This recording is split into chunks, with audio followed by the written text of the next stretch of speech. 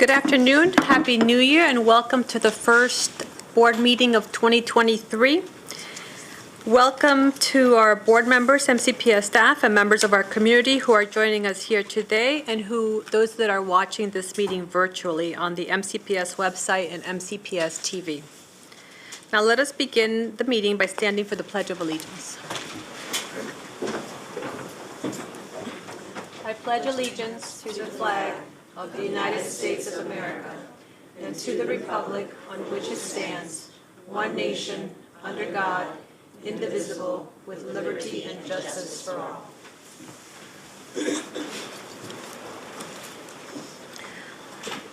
I will call the roll to recognize board members to establish that we have a quorum, starting with Mr. Kim.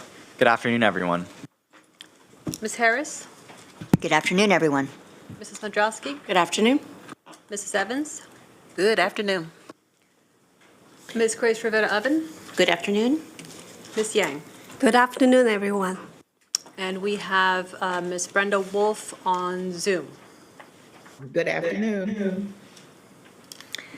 Now we are going to approve the agenda, but we're going to approve an amended agenda. I need a motion to remove 8.7 from the consent items. So moved. Sorry, so moved. All in favor, raise your hands. Ms. Wolf? Oh, thank you. That is unanimous. Okay. Dr. McKnight? All right.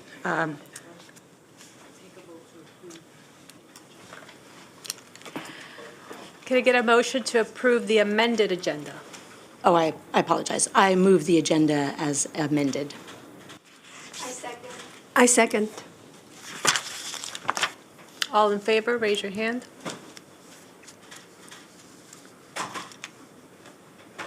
That's unanimous.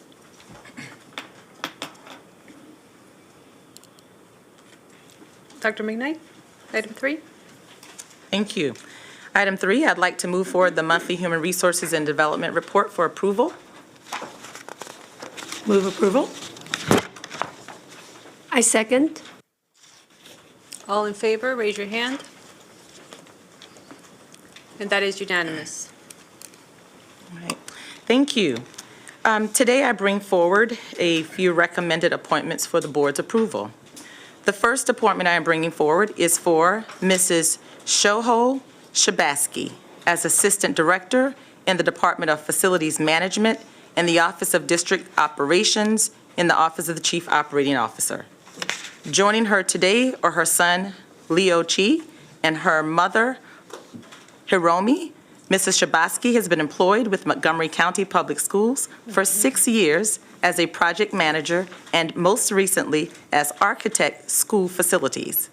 Mrs. Shabaski looks forward to joining the Department of Facilities Management to support all of the DFM divisions in archiving the district's future vision and core values, supporting all MCPS students and staff. Move approval. I second. All in favor, raise your hand. Ms. Wolf, say aye. Aye. That is unanimous.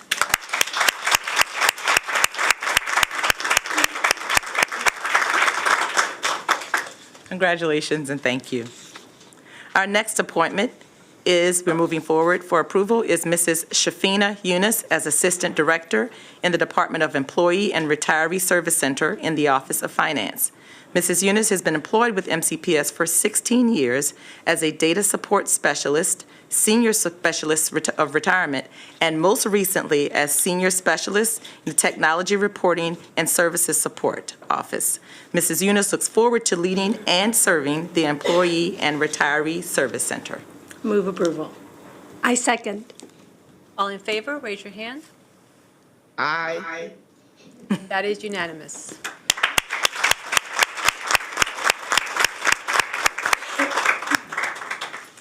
Congratulations and thank you.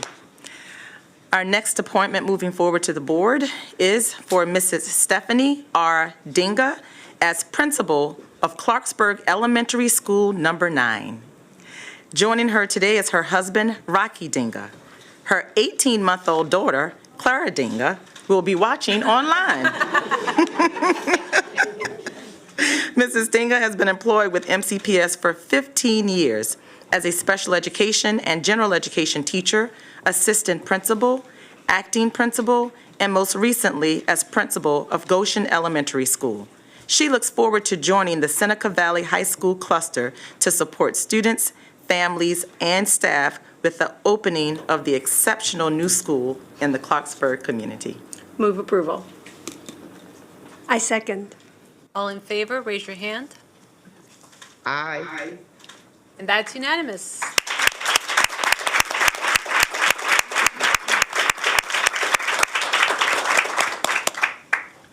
Congratulations, that completes the appointments for today.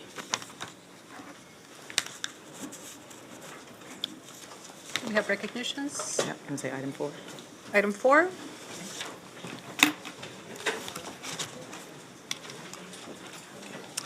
Thank you. We do have a number of recognitions today that I will present to the board. Just pause for just a moment for transition. Okay. Thank you. Our first recognition is recognition of African American Heritage Month.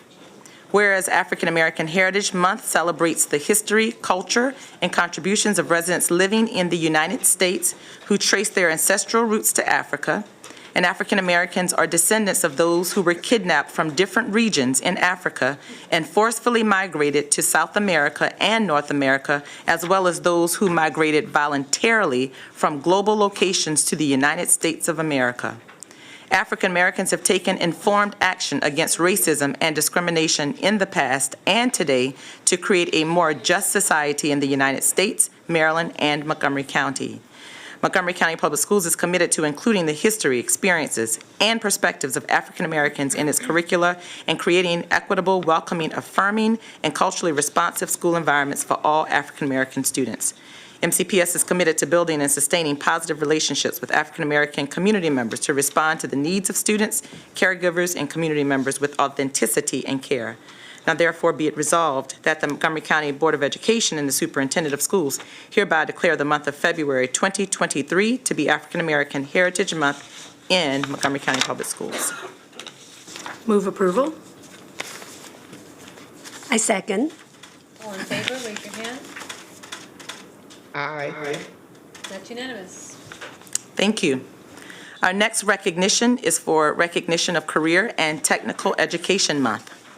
Whereas Montgomery County Public Schools and national educational organizations have proclaimed February 2023 as Career and Technical Education Month, and whereas profound economic and technological changes in our society rapidly are reflected in the structure and nature of work, thereby replacing new and additional responsibilities in our educational system, career and technology education programs are innovative and vital components of the educational system in MCPS, which is committed to providing students with rewarding opportunities to learn valuable career, academic, problem-solving, and life skills. Career and technology education programs in MCPS are aligned with domestic and international business and industry partners, practices to ensure students are equipped with the communication, global awareness, time management, team building, and leadership skills required for lifelong career and success. CTE programs in MCPS continually are providing students with opportunities to gain invaluable hands-on experience through job shadowing, internships, apprenticeships, dual credit, and/or site-based work experiences. We are committed to recruiting highly qualified, focused educators for our CTE programs who are dedicated to ensuring our students are career and college ready. Therefore, be it resolved that the Montgomery County Board of Education and Superintendent of Schools hereby declare February 2023 to be observed as Career and Technical Education Month in Montgomery County Public Schools. Move approval. I second. All in favor, raise your hands. Aye. And that's unanimous. Thank you. Our next resolution is a resolution for Teen Dating Violence Awareness and Prevention Month.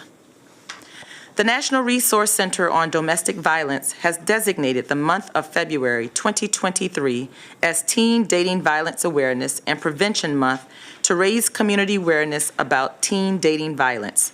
The Centers for Disease Control and Prevention research shows that throughout 1 year, more than 8% of high school students in the United States reported experiencing physical or sexual dating violence with young women, lesbian, gay, bisexual, transgender, queer, and plus youth facing the highest rate. High school students who experience physical violence in a dating relationship are more likely to use drugs and alcohol, are at greater risk of suicide, and are more likely to carry patterns of abuse into future relationships.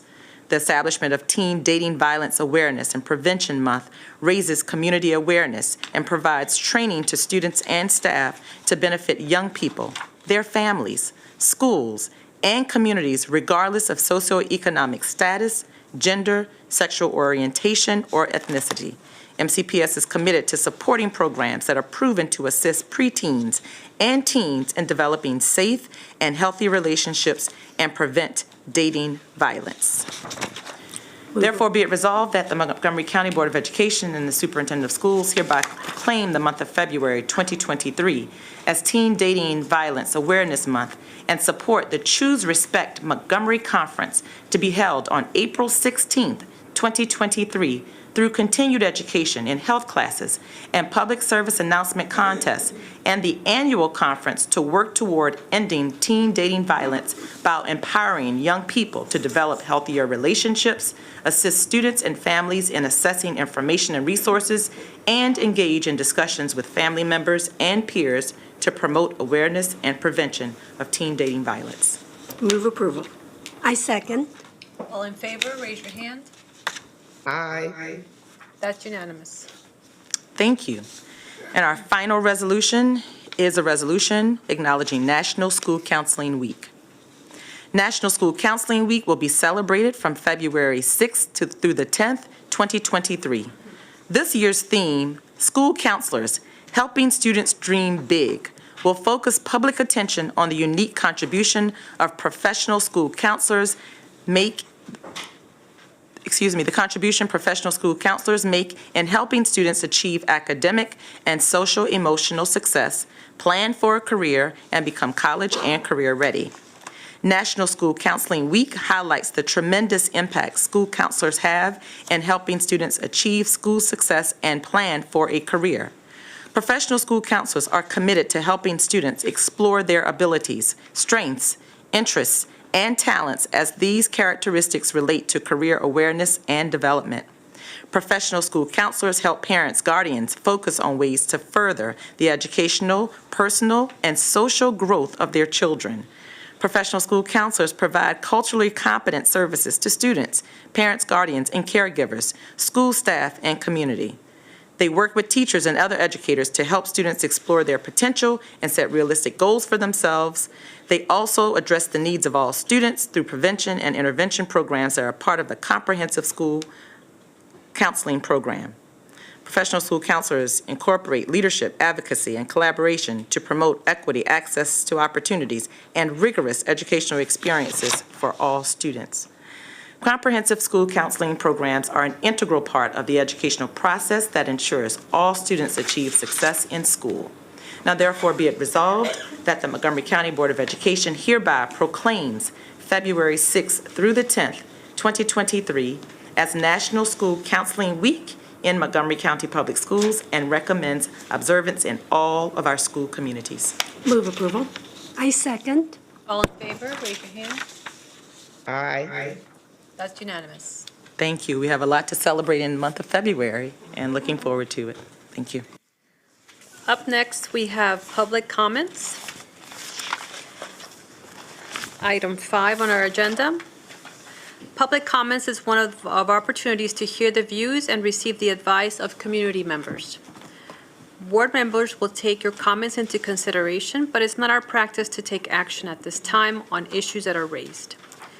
We encourage public input on policy, program, and practices. This is not the proper avenue to address specific student or employee matters, so we encourage everyone to utilize existing avenues of redress for complaints. This is a public meeting, and we expect the conduct of all speakers and members of the audience to be within the bounds of proper etiquette. Inappropriate personal remarks, rude retorts, and other such behavior is out of order and will not be tolerated. Those who demonstrate disruptive behavior during public comments may be asked to leave the room. Please check our website for information about upcoming board meetings, hearings, and work sessions, including any changes to our meeting start times. We have 8 people signed up to provide in-person testimony. Each speaker will receive 2 minutes for comments. When your name is called, please approach the table. Speak clearly and directly into the microphone. 30 seconds prior to the expiration of a speaker's time, a yellow light will go on, accompanied by a beep. A red light and a buzzer signals that your time has expired. Please push the flat button below the microphone to turn it on and begin speaking.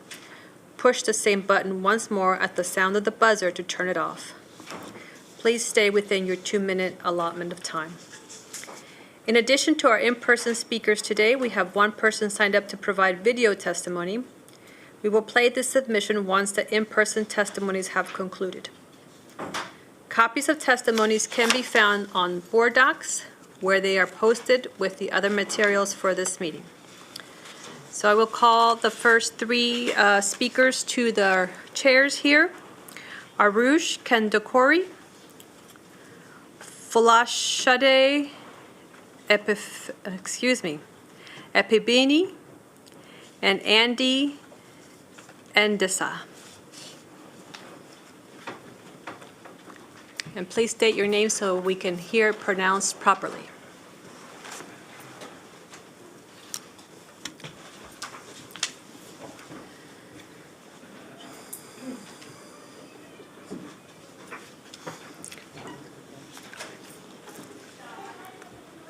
You may begin in the order that I called you, so Arush Kandakori first.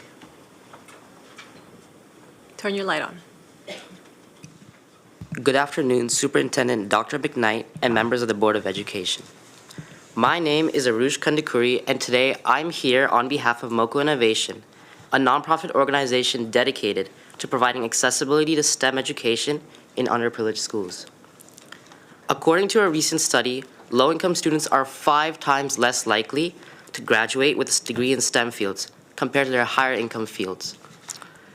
Furthermore, underrepresented minorities make up just 20% of the STEM workforce, despite making up 40% of the population. These statistics demonstrate the alarming disparities that exist between students who have access to STEM and those who do not. At MoCo Innovation, we have seen firsthand the positive impact that our programs can have on students by providing hands-on learning opportunities and access to interactive technology. We have seen these students develop a passion for STEM and gain the skills necessary to pursue careers in these fields. However, in order to make an even greater impact, these programs require funding. Currently, MoCo Innovation relies heavily on the work of student volunteers and sponsors to keep our programs running. While we're grateful for the support, it's not enough to reach the level of advocacy that is currently needed to address the disparities in STEM education. Currently, we're able to teach 60 Clarksville Elementary School students. But due to our limited resources, many students are simply unable to join. That's why we urge the Board of Education to consider increasing funding for early STEM programs like MoCo Innovation within the next school year operating budget, and implementing at least 1 program in every elementary school.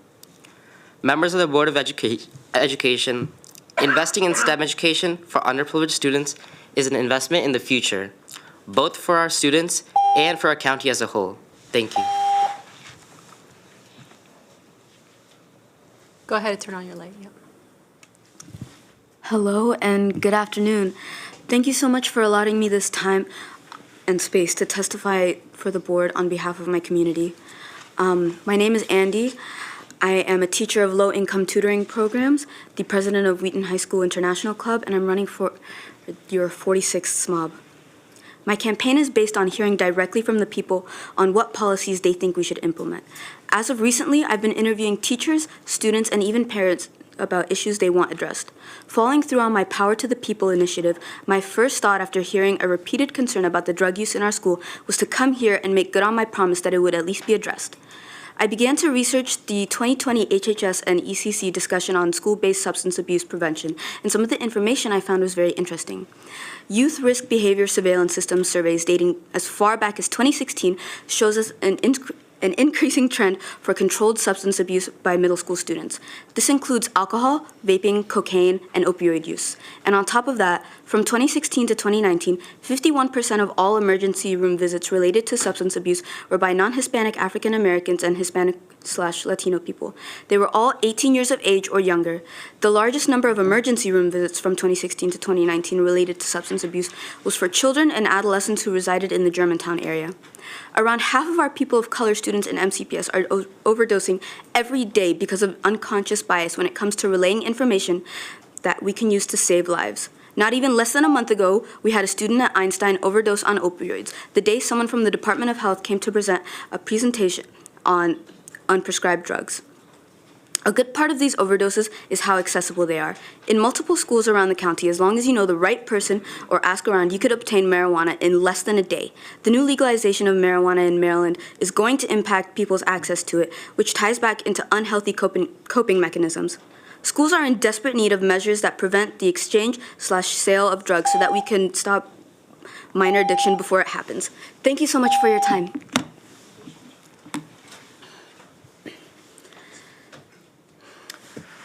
All right, good afternoon, board members. Thank you for the opportunity to speak today on the importance of adding emotional intelligence into MCPS health curriculum. My name is Falashide Babinu, and while I am a junior at Seneca Valley High School, I'm also dually enrolled at Montgomery College. In this past fall semester, I had the opportunity to participate in a program centered around emotional intelligence for students. And during this program, I was able to develop deeper self-management and self-assessment skills. But I've noticed after taking MCPS health courses since elementary school, emotional intelligence was lacking in the health curriculum. And as we know, MCPS students have been advocating for years for MCPS to provide mental health resources and emotional health resources, emphasizing that the emotional and mental states of students is of utmost importance and needs to continuously be addressed by MCPS. This need increased after coming back from online school, as students noticed a lack of social skills and found it difficult managing their emotions amidst the stresses of coming back to school and the violence present in our county. Our curriculum is one of the ways MCPS can promote the importance of mental and emotional well-being.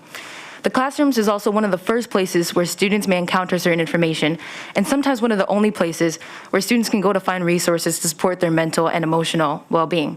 And while a student may only be in the classroom for around 40 minutes, the lessons on self-assessment and self-management still stick in the minds of students even after they leave the classroom. And one of the most important things is to start young. As we know, elementary school students still retain information the same way high school students and other students do. And we know nationwide, as we've seen, and even in Montgomery County, when students don't know how to manage their emotions, there are negative consequences. And this can even impact their education, which can further negatively impact their mental and emotional well-being. This emphasizes the importance of MCPS including emotional health in the curriculum that deeper dives into teaching students about self-management, self-awareness, and social awareness. And how these aspects directly impact how we foster relationships with others. So MCPS students can leave the county knowing the importance of their emotions. Thank you. Thank you. If we could get the next three speakers to please come to the table. And they are Pranil Sivargna, Lindsay Smith, and George Carlisle.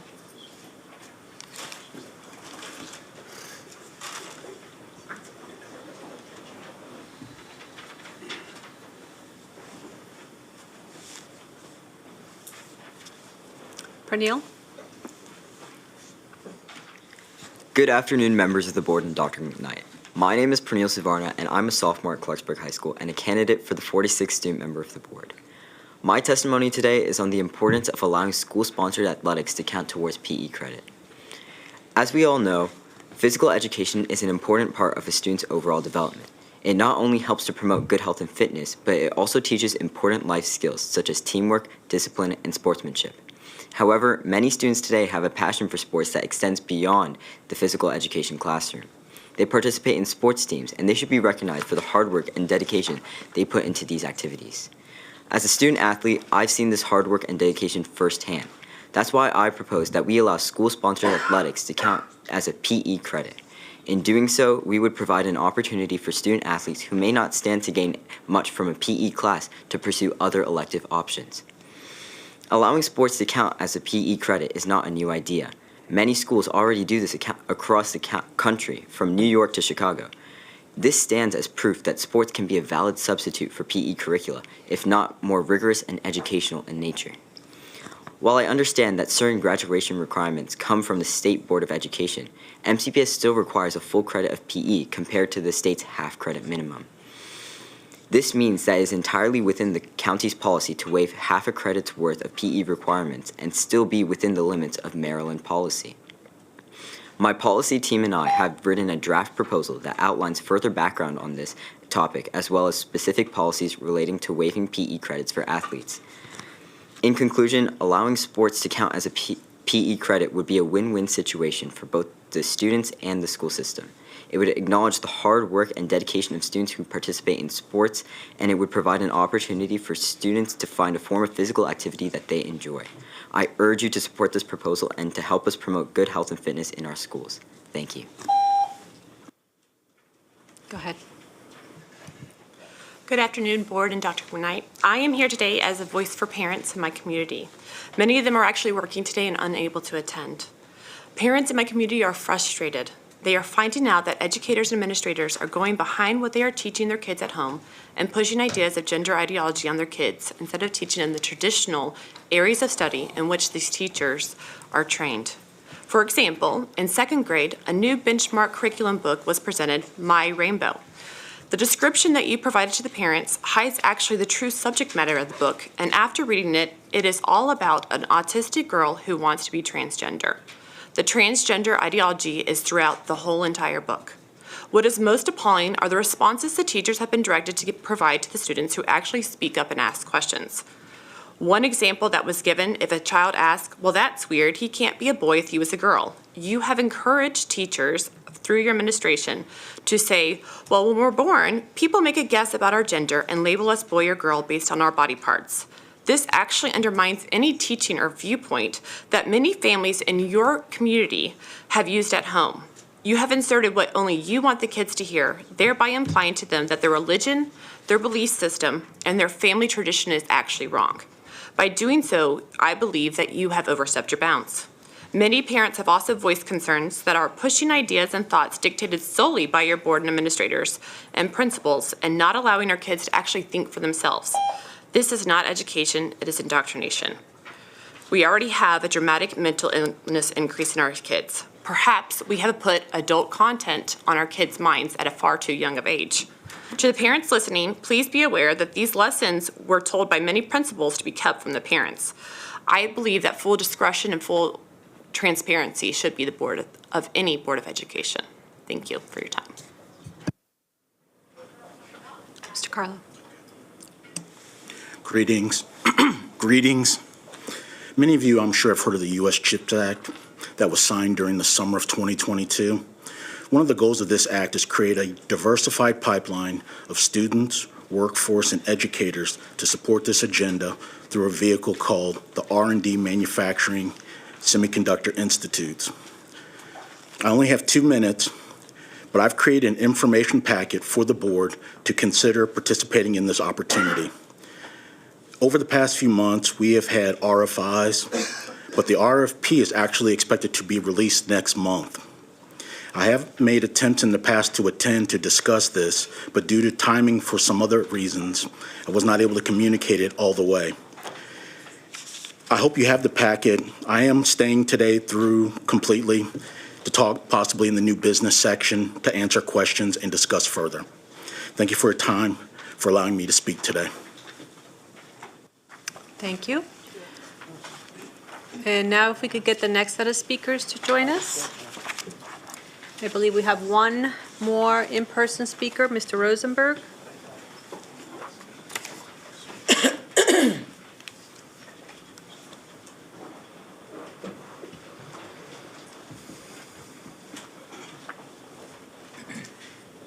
Yeah, pushed it.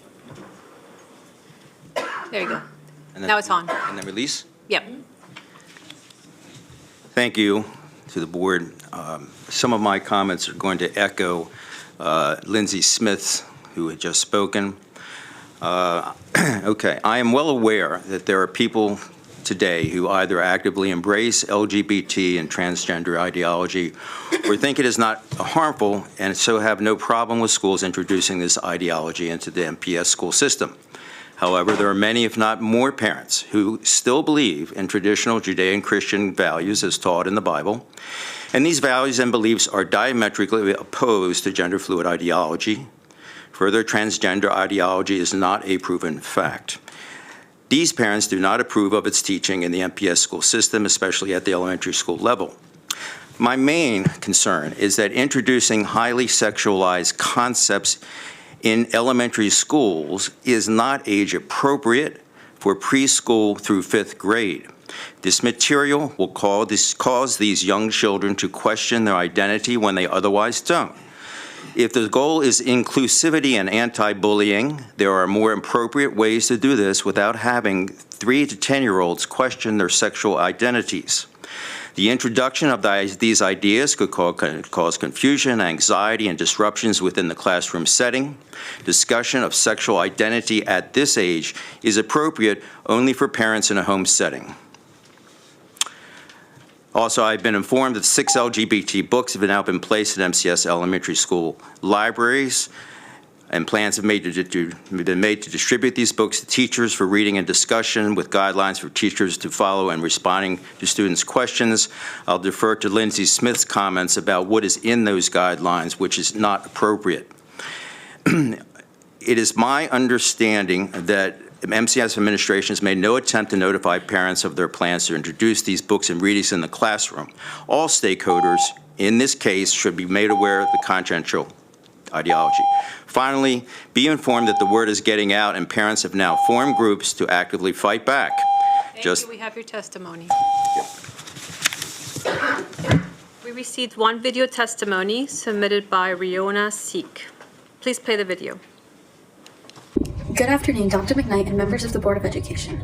My name is Riona Sheikh. I'm a junior from Richard Montgomery High School, and today I'm here to address an issue that has been neglected not only by Montgomery County Public Schools, but public school systems around the world. There is no doubt that students of this day and age experience countless social issues ranging from fighting for proper racial representation to gun violence. As the prevalence of social issues increases, many students want their voices to be heard, with around 83% of young people wanting to change America through activism. But surveys show that over 50% of students across America feel like they don't have a voice at school. So why do students feel unheard despite their interest in activism? Simply put, students just don't feel comfortable advocating for themselves, for reasons ranging from fear of judgment to lack of awareness of social issues. Many of my peers have said they're not sure where to begin and they don't think they're capable of making an impact. Enter social justice education. By having school systems teach students how to start advocating from grassroots effort, increase awareness of social events, and decrease self-limiting beliefs, student voice would be stronger than ever. Social justice education has been a growing concern across the country. High school English teacher T.J. Whitaker of Maplewood, New Jersey, created a social justice class. Washington, D.C. provides a program called the Social Justice School for middle schoolers to explore advocacy. According to studies done on children who participated in social justice classes, exploring the ideas of privilege and oppression gave students a better grasp of the world around them, causing them to grow up to become agents of social change in their community. And yet, in this tumultuous world, brimming with school shootings and hate crimes, students are left entirely vulnerable and unequipped by MCPS to fight back and advocate for our rights. While MCPS has conducted an anti-racist system audit, plans to train teachers to become more culturally responsive. Training teachers is just not going to be enough to stop a systematic issue. Rather, students need to be assured by their school system that they can advocate for their rights. Prince George's, our neighboring county, worked with their public libraries to offer a free year-long social justice camp. Students learn how they could ignite change in their communities. This camp required no additional funds as it was sponsored by the Pull-Up Fund. Considering MCPS's operating budget and the plethora of funds dedicated to social justice education, it is likely MCPS would not have to make a significant financial contribution towards implementing a social justice course.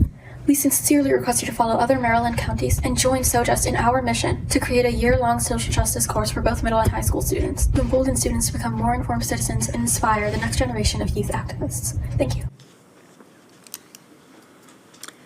This concludes our public comments. The next business meeting of the Board of Education for public comment is Tuesday, February 7th, 2023. Sign-ups for public comment will open the evening of Tuesday, January 31st, 2023. In addition to the online sign-ups for public comment, we allow for in-person, same-day sign-ups when space allows. Unallocated slots may be filled on a first-come, first-served basis on the day of the meeting.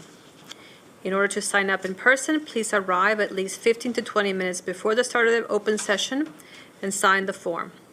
In-person signups will close 15 minutes before public comment begins or when all slots are filled.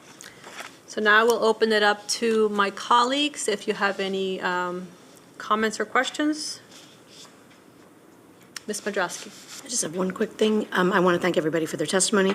For the last student, if someone could potentially reach out to her and let her know our process for implementing pilot ideas, I think it would be really neat. Thank you. We will definitely follow up, Ms. Mandrowski. As she was sharing her testimony, I thought about how popular our virtual summer programs became year before last because we took a survey from the students around the types of classes that they wanted. So I definitely thought about that as she gave her testimony. So we will absolutely follow up with Rihanna. Thank you. Ms. Harris? Yeah, thank you. I do want to thank our students for, once again, bringing very constructive ideas to the table. In particular, Ms. Indessa, as you were testifying, I can't help but notice that sitting in the room with us is our health officer, Dr. Kapunen, who has been making awareness of substance use issues part of her work, and perhaps that would be a good conversation. I think getting the students' perspective and how we communicate those issues effectively is a great opportunity. And then I'm going to get the FO. Did they go? I think. Oh, no, you're in the back. Social intelligence, your emotional intelligence information. We are in the process of rewriting our health curriculum. And perhaps this is an opportunity, too, to include, again, student perspective in the things that they know, especially as we are emerging, as students are still processing the events of the past several years, what they know would help them be really, truly life-ready and support their peers' wellness. So perhaps we could make a connection. Yes. And Mr. Savarna? Very interesting idea, and I do know that he has already been in touch with Dr. Grant to have the most recent updated MSDE PE guidelines, which they were updated this summer. So the students are taking a very substantive look at this issue, and very much appreciate you bringing that to the table. And then just finally, some of the testimony today was disturbing to me personally. Transgender LGBTQ individuals are not an ideology, they're reality.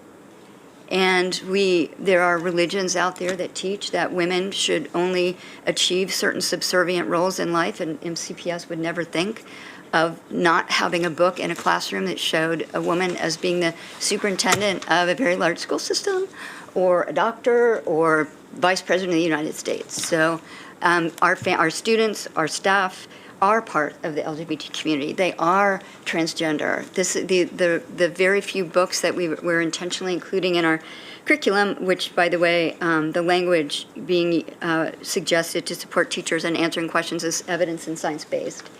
That is what we have pledged to do, is to make sure every student sees themselves reflected in the curriculum and in the course and the work that they're doing in their classrooms. And I am very proud that we're doing that work and continue to support it. Mr. Kim? I'd like to join Ms. Harris in taking the opportunity to say this. It is our responsibility as a school system to equitably provide a high-quality education to all of our students. And that is impossible if every single student cannot see themselves reflected in the classroom. Every student, regardless of their sexual orientation or their gender identity, regardless of what they look like or where they come from, has the right to be reflected in what they learn. And I know I cannot speak for all of my peers, for all the students in this county, but let me speak for many of them as I applaud the school system for their work in realizing this vision. And to the students of MCPS, yes, ignorance and hate does exist within our community, but please know that every student, each of our 160,000 students in our large county, has a place in the school system, has a place in their school, and certainly has a place in their classroom. Thank you. Okay. I just wanted to ask Dr. Murphy about the comment about communication. Could you say a little bit about how the resource books will be communicated to families? Sure, thank you. You know, I'm going to echo some of the comments that were initially made, but I think in support of, you know, MCPS is committed to equity, and that's in our school and our district's message. We're working toward an inclusive environment for all of our students and our families. And part of how we do that is through the diversity and representation in the curriculum, also expanding our representation and shows our LGBT community and community members that this is a place where they are welcome and included. In schools, children are taught to respect one another. That's what we believe, that's what we want to see, that's what our society is built on. And to learn and work together regardless of our differences. Gender and sexuality identity is inclusive education, and it's about teaching students to live and to work with each other. And that's really what we're about as a democratic society, and that's really what we're about as a public school. So I'm going to ask Ms. Hazel to come down and talk a little bit more in detail about some of the communication, but we have worked very closely with our principals at the elementary level with the implementation. We have also worked with community members in reviewing the materials and also providing professional development. And Ms. Hazel, perhaps you could expand a little bit on what I've initially shared. And I'm specifically focused on communication to families. Yes, thank you. So we have been working first with our principals, teacher leaders, and to ensure that they have the information so that when we share our communication with our families, they will be ready to respond. So we've been working with our principals for the last several months, actually throughout the school year, and providing them training, and also their teacher leaders. We have communication that's gone out to our school leaders around all of the work, all of the materials, and how they are to be used.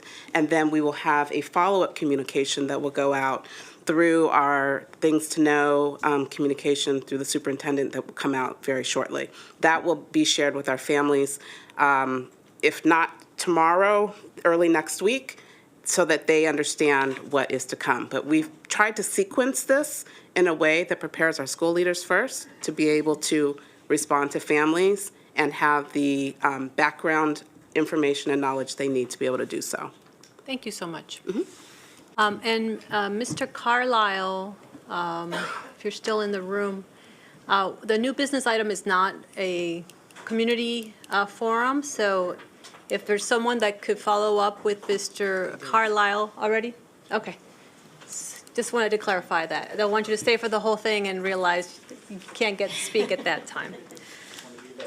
Thank you, everyone. Thank you for your public testimony. Now, I'm sorry. Oh, I'm sorry. Go ahead. Yes. I just want to take an opportunity to thank everyone for coming out and just thank Dr. Murphy for making that comment and my colleague, Mr. Kim, for being so eloquent. He's our student, and I just love what you had to say, and I am in full support. Equity and inclusion is what we're all about. So I just wanted to just state that. I really appreciate you stepping up and making that comment, and Ms. Harris as well. But our staff, yes, it was very important that that be stated out loud. Thank you. Thank you. We are now moving on to our next agenda item, item 6.0, virtual instruction on inclement weather days. Dr. McKnight, could you proceed with the presentation? Yes. Thank you, President Silvestri and members of the Board of Education. So we are moving into our next topic of discussion. Today we are going, I'd like to welcome all of the team members down who are presenting. Today our first item for discussion is going to be our plan to return in appropriate situations to virtual instruction, specifically when we have been impacted by weather. I know that's interesting to think about right now, knowing that a few weeks ago we were experiencing spring weather.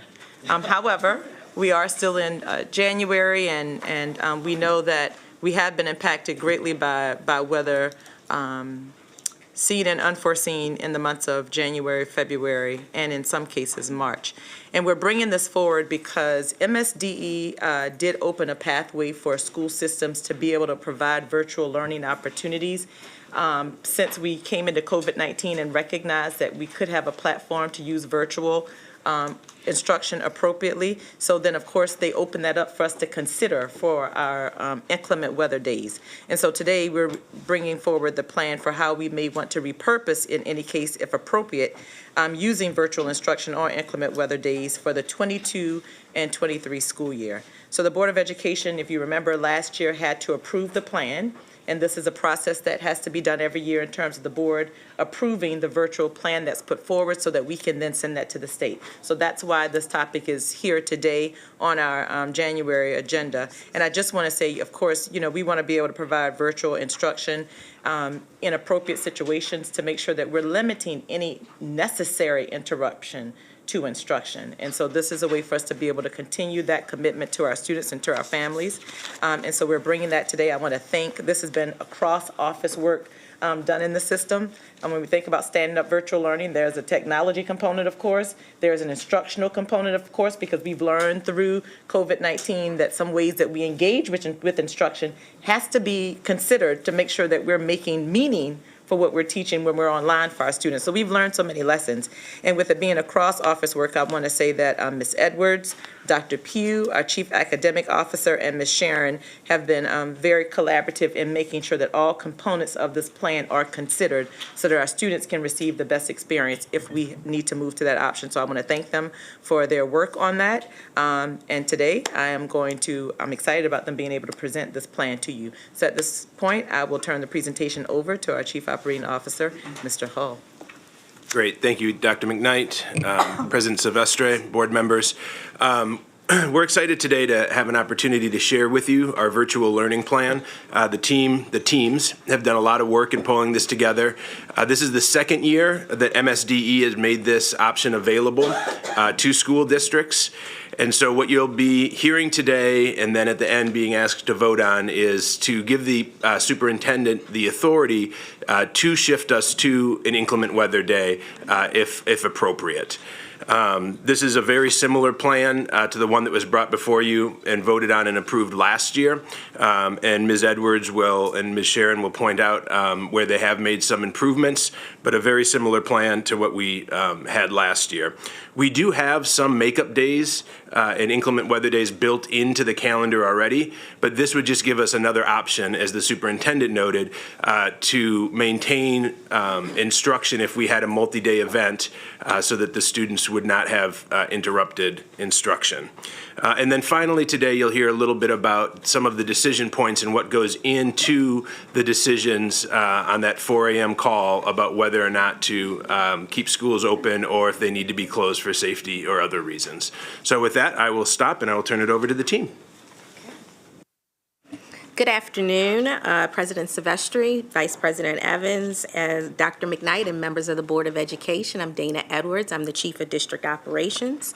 Excited to sit here and talk to you about virtual instruction on inclement weather days. If we'd like to go to the next slide, please. As Mr. Hall noted, this is something that we came to the board and talked about last year around really the end of January, an option that the state provided us in terms of consideration, especially after coming out of about a year and a half, almost 2 years of virtual learning. So the plan we bring forward to you today is rooted in our commitment to the continuity of learning for students and the overall academic and professional operational excellence that we offer in the district. What you'll hear from us today are some enhancements to the plan, but it pretty much will be similar to what we offered last year.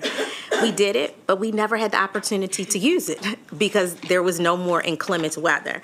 So as we move forward, we know that our commitment is to a safe and inclusive learning environment that does not always have to be in the brick and mortar fashion.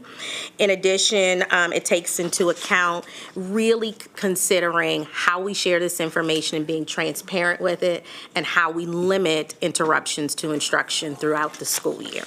Next slide. From September, we've had conversations about the learning progress of our students and the needs of our students, starting in September with the evidence of learning. In addition, creating those equitable conditions for students, staff, and families to be a part of the district through the anti-racist audit. The calendar discussion in October, as well as the approval of the calendar in December, we highlighted innovation through out-of-school time and really being able to provide additional professional development opportunities to our staff that align with the blueprint. However, the one thing that was critical that we continue to talk about is the limited disruption of that instructional time, not only for students but for staff, because we know that outcome will be that our students' learning and achievement will definitely be stronger. And while today's discussion an option for virtual instruction on inclement weather days or emergency situations, because I'll say both, from MSDE does not provide for traditional in-person instruction, it does create a pathway for us to utilize technology and really continue to for instruction on those days. Next slide. So for today, as we go through this conversation, we will talk a little bit about what are MSDE's requirements for the application, and I think that that's important. As Dr. McKnight shared, we do need to apply, and this is one of the steps within the process to be able to discuss it with our Board of Education. The second component is we will share with you our framework of what instruction will look like for students, for staff members, and what families can expect on that day. Talk about the communication, district-level communication that families, students, and staff will receive, but also communication directly connected with virtual instruction, and then the access to technology, which it's called virtual learning. So we definitely want to make sure that that is lined up. And then at the very end, discussion and resolution for a vote. Next slide. Dr. Pugh will share information regarding the MSDE virtual requirements, which will help us have our discussion in a little bit more detail today.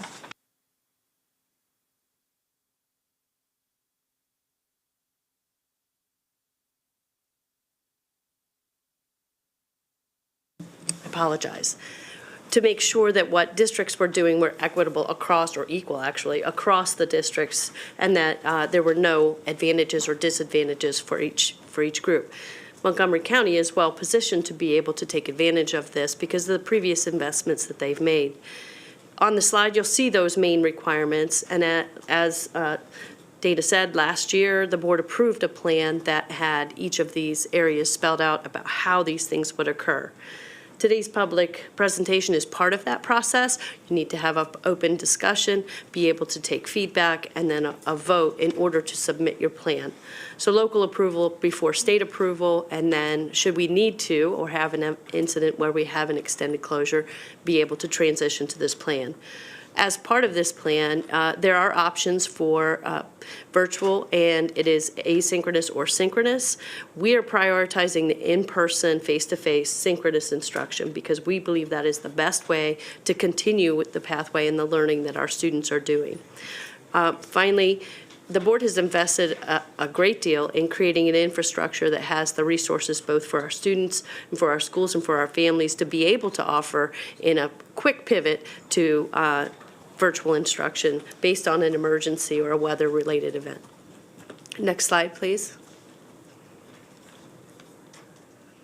So we'd like to talk a little bit about on inclement weather days, or if there's an emergency event, how would we get to the point where we would look at virtual as an option? And a little bit of what Mr. Hall said was, really thinking about how do we get to the point to make that decision. The safety of our students, our staff, and our families are always pivotal for us in terms of really coming to that point. And when any operational change occurs, due to an emergency weather situation, it's only made with necessary and careful review. So we do track the weather. within the area. We make sure that we are connected with any weather event that is coming up. We are in the season of snow, ice, and we definitely keep in contact with that. Once we are aware that that is occurring, we do start to meet and consider the safety, the considerations, and really look at how we stay in contact with national and local weather experts to know what's happening within our area, within the Montgomery County area. And we do a high collaboration with local emergency and management officials, as well as the other municipalities within Montgomery County. And then we also consider the operating status and the accessibility to our location. So we definitely put safety as one of the pivotal areas. There are moments where we do need to modify our operations. And so if we were to consider virtual learning, a couple of things that we would definitely think about. Is the event predictable? When is the timing of it? Because one of the critical components is we want to let folks know that we would be able to do this. Another component is it a multi-day inclement weather event? We have not had a blizzard in a while, and I'll knock on wood for that. And it does not look like that one is coming. We do have some weather on the way in February, so this is great timing in order for us to talk about it. But we know after multiple days, we are out of that realm of instruction. We also start to tap into our days within the calendar, which may extend the school year. And this option would provide us an opportunity to end on time, give those who are going to summer school a break, staff as well as students and families, and it becomes predictable. And just going back to that fact of the level of being able to predict what's happening. And then we also want to be considerate of prior prep and communication that we definitely need to make in order to let folks know. So there are multiple factors that go into not only the decision-making around the operating status of schools and offices, but also if we would shift into a virtual learning day. Next slide, please. We'll talk some about what would instruction and scheduling look like through a shift to virtual learning. So again, this is the same as last year's plan. To keep with the consistency, one of the requirements is that there be a minimum of 4 hours of synchronous instruction in order to count for an instructional day. So considering that, what we determined would be best for families and for schools and for teachers and for students was to use familiar and existing structures. So the 2-hour delay schedule for each school will be the schedule that the school uses to communicate with their families. Communication would come from the district at a high level about the fact that we're having and anticipating such an event and that people should take their devices home and prepare to be able to log on for the school day, for the next day. And it will also come specifically from the school. The school will notify families and their students of what their specific schedule is in terms of courses. One of the pieces that we know is important because some of our staff and some of our families didn't experience virtual instruction. Our kindergarten students, this would be their first time. So we need to make sure that included as part of the instructional package, there's an orientation to that technology prior to such an event, right? So students know where to go, that it's simple. Advancements have been made in how to do that and how to make it accessible for our families. The other piece is, the big goal of this is to make sure that the instruction is uninterrupted. Like we were talking about earlier, when you have a disruption and a stop, it throws off the pace of all the instructional lessons, it throws off the sequence of school, and there's a lot of backtracking that has to be done when the students come back. So our goal would be to eliminate that by continuing the instruction with those priority standards as a focus. Specifically in the elementary, because there are multiple courses, focusing on mathematics and literacy, but also making sure that students have access to their specials. Given the situation, we would not be administering any district-wide assessments or any of the state assessments. That would just be very challenging for families to do, and also the results fairly unreliable when students are doing it on their own in their home. Also, we know that not all families will be able to access. There will be some barriers, so there's some grace period, maximum flexibility in terms of making up the work. So the idea is that all students are expected to do the work. All students will be supported in doing the work through that direct instruction, but if for whatever reason they are unable to access at that point, they can receive the instruction following that and make up that missed work. And finally, our students with disabilities, we are required to continue to provide those services. So if they see a service provider, we will continue to provide that virtually as well. And we're encouraging our paraprofessionals and our teachers to have shared logons so that when paraprofessionals are working in groups, that they can provide services in small groups. Next slide, please.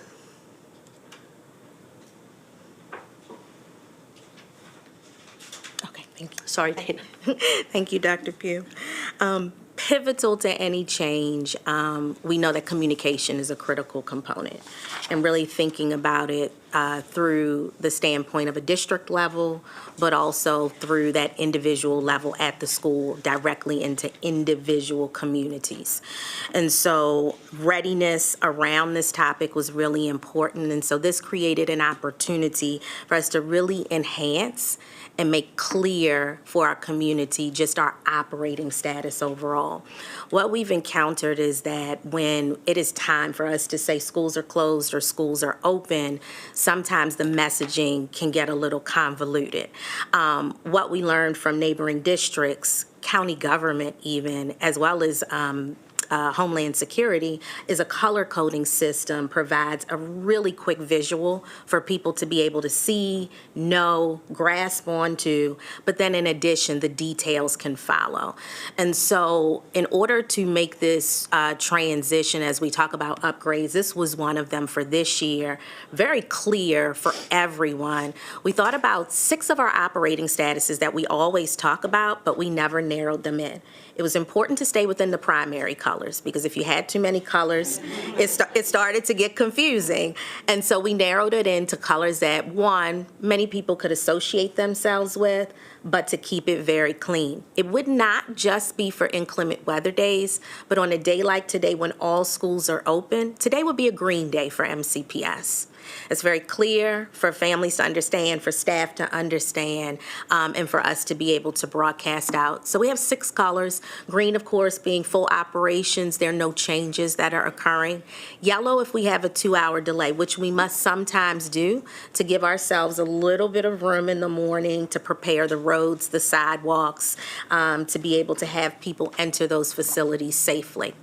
There are times where we do need to close early. We come in the morning, we do a 2.5-hour delay, and that would be blue.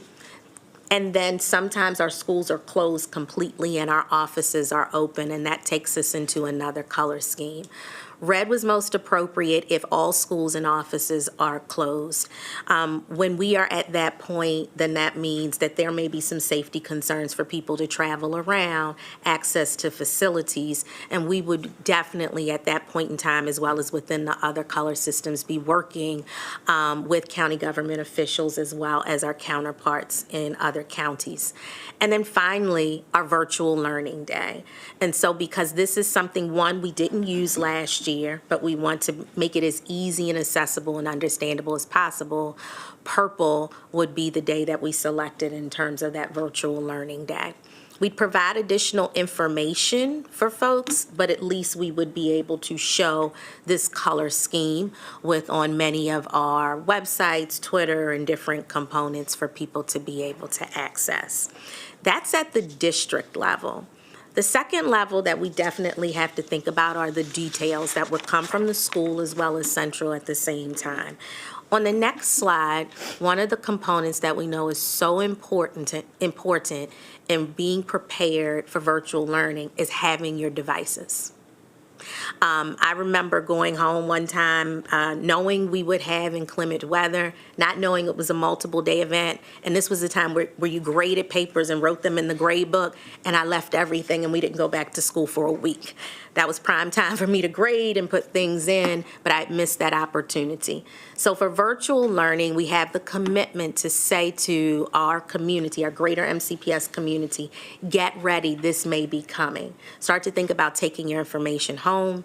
And if we're going to move to a virtual learning day, as we talked about earlier, we're looking at something we've been tracking and that may be a multiple day event. And we want to let everyone know at least 24 hours in advance, noon the day before, that this is the stance in which we will switch to in order to adequately prepare, take your items home, and to be ready. So that decision we wanted to announce, but also to keep that communication flowing. And then our student well-being teams will be in contact with identified families as a reminder around virtual. That gives us that accountability for attendance, checking in with students, checking in with families to make sure they're able to access the instruction. And then finally, our schools would be able to remind families that it is a required school day and how to log into classes. And I think that login component is critical. Ms. Sharon will come behind us and talk about technology. We are a little rusty for those who have done it. And then, as Dr. Pugh said, we have families as well as kindergartners that this would be a brand new experience for them. Ms. Sharon? Thank you, Ms. Edwards. My name is Stephanie Sharon, Chief of Strategic Initiatives and Technology. Good afternoon. Can we go to the next slide, please? So before I begin talking specifically about the virtual pivot, a potential pivot to virtual instruction, it's really important that I share what our mission in our technology offices is, and that is that technology serves as an equity, an access to equity, and an accelerator to equity, not a barrier for students. And that is how we approach all of our work in the technology office, which is why this work has actually started over the summer. So I want to start off with connectivity. As you know, during the pandemic, we started distributing MiFi devices to families that did not have broadband access at home. We have not stopped that practice. We continue to provide MiFi devices. Currently, we have about 13,000 that are already in circulation that students and families are actively using in their homes. We have ongoing work regularly with schools, principals, and community members around this need, and we're constantly cycling them out on a regular basis. The technology office provides district-wide communication around access to the MiFis, but more specifically, we work in a targeted way with the schools and school well-being teams, PPWs, PCCs, et cetera, when they're working with families and the need arises. So we are in strong collaboration, and like I said, we have about 13,000 to 14,000 MiFis out currently already in distribution, and we are ready to go with more as needed. Devices, as you know, we also started in the pandemic with a one-to-one device model. However, as we have gone back to in-person full-time instruction, schools have had an opportunity to adjust their device model a bit. Most of our secondary schools still do the one-to-one model where they carry their Chromebooks to and from school. However, schools also had the opportunity to choose to go back to a cart model where the Chromebook carts are in the classrooms, and that's primarily where they're used, and if necessary, a kid can check them out and take them home. This is the primary model in our elementary schools for our littlest learners, not carrying those devices back and forth. However, this could create a potential difficulty when you're switching to Pivotal. So we started planning for this in August. One of the things that we've done, because we want to make sure that our technology is an accelerator to equity, is we started in August communicating with families for those that are at CART model schools who need a device at home in addition to what their kid may be using at school. Families that need a device at home as well because maybe their child doesn't have access to that. So we have been in the process of distributing those out since August, and we have been ramping that up as we've been engaging in the weather and as we're engaging towards winter to make sure that families that need an extra device at home can have access to that. Currently, we have distributed 14,000 additional Chromebooks to those in CART model schools that need an additional Chromebook at home in an emergency pivot situation. But we also know that doesn't cover everything either. There are families that might not communicate that or maybe didn't see the message. We know that in order to have an all-encompassing approach, we needed to go a little deeper. So the going a little deeper is that we have ensured that every single school in Montgomery County is armed with enough Chromebook chargers, because that's the main problem with the carts. They're wired, the chargers are wired in, they're not easily dismantleable so that you can take a Chromebook home. So we have created an opportunity for all schools to create a grab-and-go model quickly by providing additional Chromebook chargers to every single school based on the number of Chromebooks that we've checked out to families that asked for them at home. We've provided chargers for all of those other Chromebooks that may potentially need to go home in an emergency situation. So we were completely armed and ready to go as of December 22nd, with everybody having that need and covering that one-to-one device model.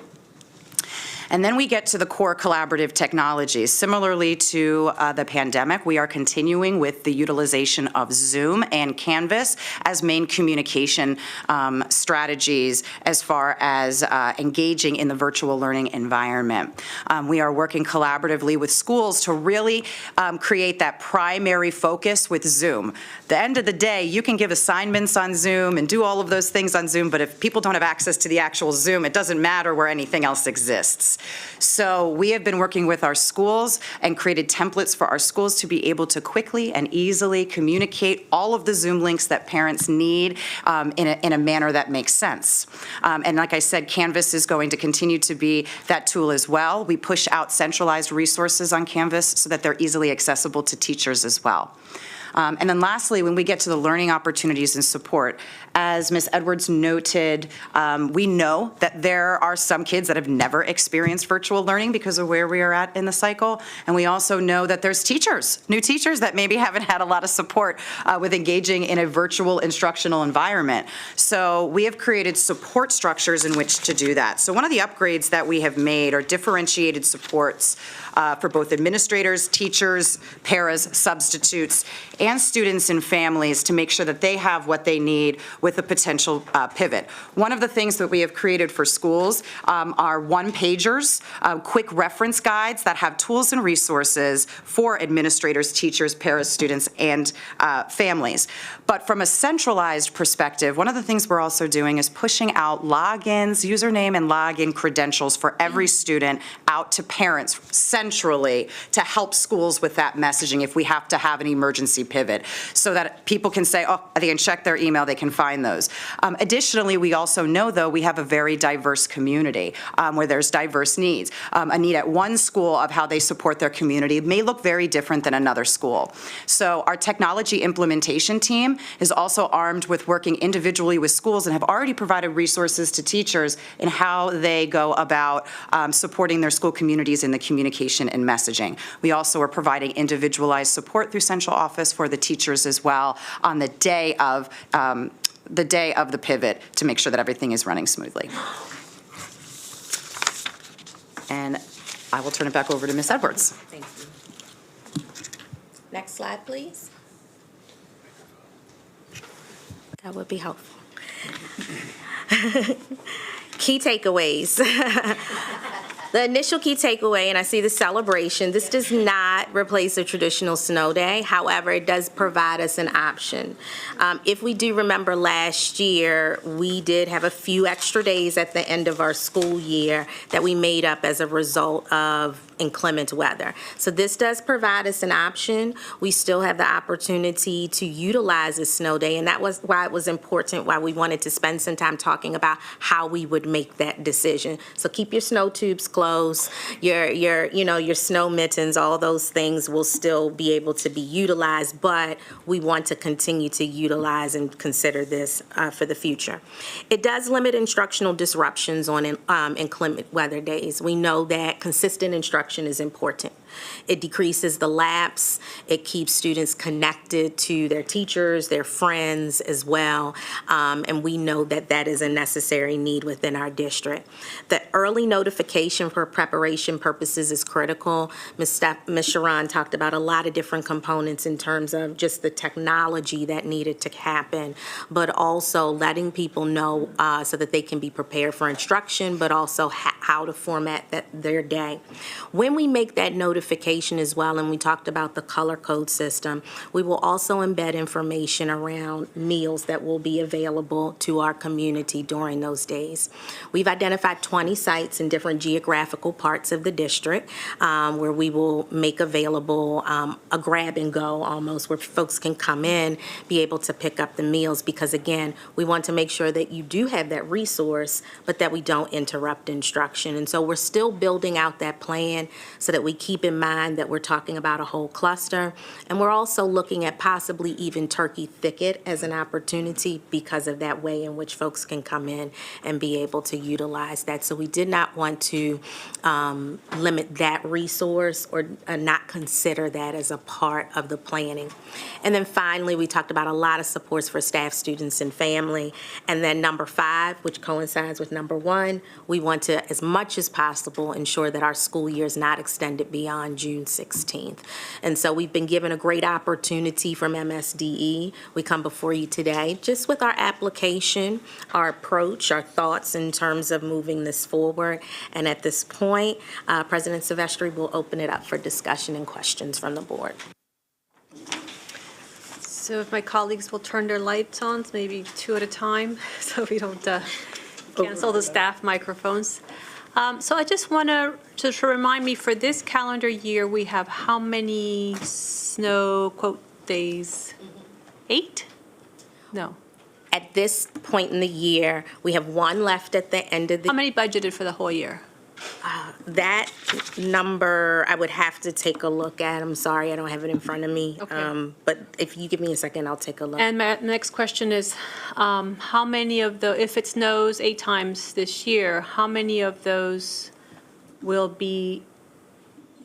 We build in 5. Traditional snow days where everything's closed, no instruction, and how many will be these virtual instruction days? So we built in 2 inclement weather days at the very end of our calendar year. We have currently used 1. However, one of the things that the board has been doing for the past couple of years is taking days throughout the year, pretty much on the professional development days at the end of the marking period, and identifying those days as options for us to use as an actual day, as a makeup day for us to be able to utilize. At this point, we have approximately 3 of those left that we can utilize that are embedded within the instructional calendar. Let me rephrase my question. So students want to know how many real snow days they're going to have. If it were this year. Understandable. What is the answer to that? We have 1 day that is left at the end. No, not left, total. We build in 5 into our calendar. True snow days. 2. True, with the ability to make up days. So, in other words, they're like the school day. I don't know, Mr. Hollis is. Let me maybe add some clarity. So we're required by the state to have 180 instructional days. We have 182 days in our calendar.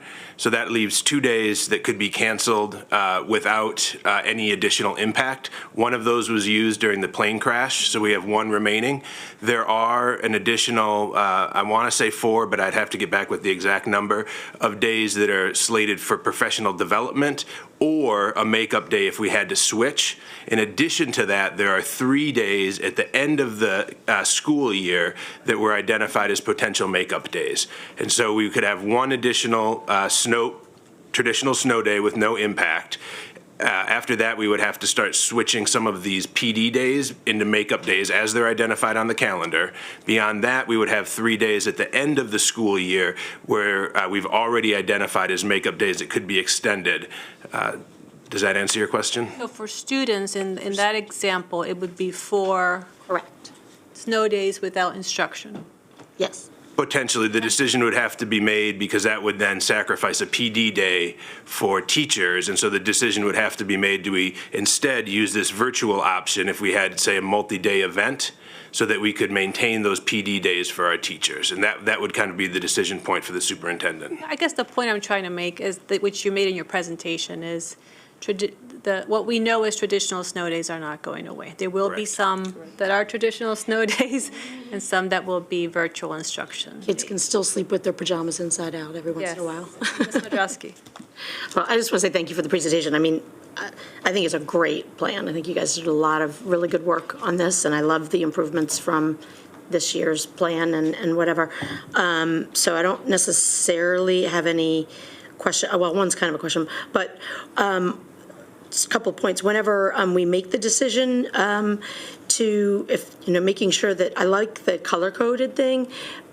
Sometimes we make things more complicated in communication-wise than we need to. And I like the fact that you could potentially put out a text message that reads, today is a blue day, or today is a purple day, and click here to find out more information, or, it'll be a virtual day. It's a purple day. Click here to find out what that means so people can really keep it simple and just know what they're looking for. And just clarifying to Ms. Silvestre's point that reminding people to take things home in preparation of potential bad weather doesn't necessarily mean that it's going to be a virtual day, because I can envision kids being like, oh, I didn't take my stuff home, so I can't participate, because they're afraid that it's definitely going to be a definite that they have to do school at home. And then my only, and I appreciate the ability for us to still maintain hubs for kids to get food and stuff like that. That was something that years ago we established, and when we had, 2 weeks off or something, and it was incredible, and it's made a big difference in a lot of people's lives. But the only other question that I had was, if we are concerned about families not being aware of the ability to request, I love that we're doing that and making sure that some families have the ability to have them at home, even if they keep it at school, so they don't have to go back and forth every day. But just as part of our families who apply for farms, could that be a sort of part of the application in a way? Like, if you apply for farms, you automatically are notified that you have the ability to have a device at home if necessary. I was just thinking it might be a way of ensuring that people feel, and it's an additional inspiration for people signing up for farms if they need it, and be a way of us knowing that it's somebody out there that might not have thought to reach out to them. Very good. If I may, just wanted to follow up on your comments, Ms. Mondrowski. So I'm glad you brought up the point about the food. It has been a shared commitment in our entire community that we want none of our children to be impacted by not receiving food if something happens in operations. And what we saw during COVID-19 was that we were able to do it in so many different ways and with so many different partners. I wanted to alert you to one thing that we found out in our effort to address this moving forward, is that the state, in its provisions, sometimes that don't always catch up to what we've learned in COVID-19, have provided guidance around funding for food being provided under specific conditions. And one specific condition was that we had to provide a dining space for people if we wanted to feed them, and in a way to be funded. I just wanted to alert you to this and our community, because I know we have, and I appreciate our food advocates in our community. We will be working with the state on the fact that we have found a way in Montgomery County to feed our families in the grab-and-go option, as we've learned through COVID-19. And we want to be able to provide that for our community, and we would hope that we would be able to continue to get funding from the state to do that. So I just wanted to let you know that, like right now, of course, Mr. Hull can share, we've been provisioning for this through ESSER funds, but I'm going to continue to say that will not be with us in the foreseeable future. And so we need to plan for any provisions that need to be done in those other spaces in terms of working with the state on their guidance so that we can continue to be funded for these types of situations. Can I ask you a clarifying question on that then? So I know a lot of, even though we do have the schools open and for people to grab and go and things like that, we do still have a lot of families who don't have either the means or the transportation to get to the school if the bus service isn't there. And I know that a lot of our community officers, I forget what they call them now. CEOs, thank you. Will frequently, I know personally from talking, that they'll take a bunch and they'll deliver them to homes where they know that those families aren't going to be able to get there, as do some volunteers sometimes come and fill up carloads full of stuff. Will that count? So great point that you're bringing up, which is why I said earlier, we've learned that we are able to feed our community beyond the school system. Yes. Perfect example. That's what we've learned. Our CEOs, all of our community advocates, really, our faith-based group, so many people help to feed the families. Our first step is to secure funding for a model of being able to provide food without having to have the dining space. On that, I think in our first step, as we lay out what our plan is, a part of that will be how we're utilizing, our community to help us provide that service to our students appropriately, much like we're doing for our out-of-school time. So I can liken it to that other initiative that we have moving forward. But I just wanted to alert you to that because that's something that we're going to be working on because we believe we should be funded for that opportunity for our community. Good advocacy. Absolutely. Thank you. Ms. Yang? Yes, thank you so much for the presentation and of how thoughtful all the different scenarios that you thought about so that make this go smoothly for our families. I have a clarifying question and I have a comment. So to answer also Mrs.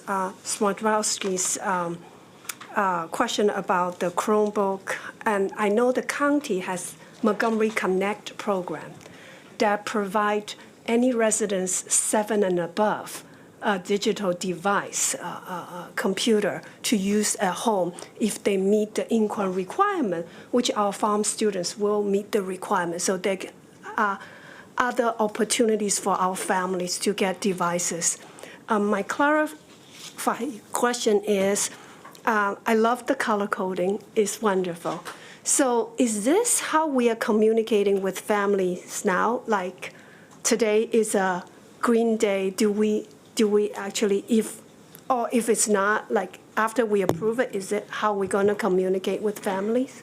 That's a great question, Ms. Yang. We're not currently communicating with families in that manner. Okay. Right now, if there is any change in the operational status, whether it be for the whole district or certain schools, we have used our traditional methods of emails, calls, Twitter, the news, to be able to articulate that information.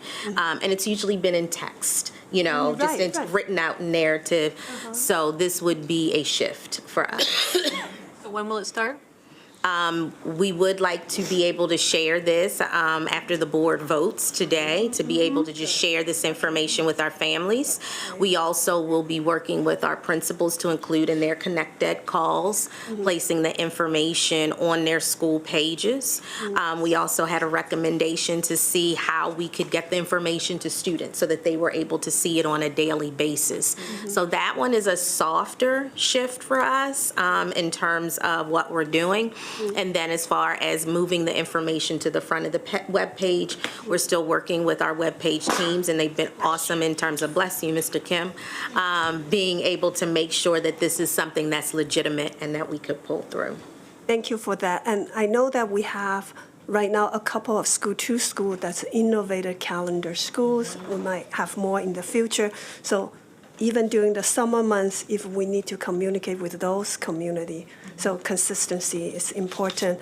And another clarifying question is about the student actually logging in the communication going to the families. We mentioned about, there are students who have not gone through the virtual school.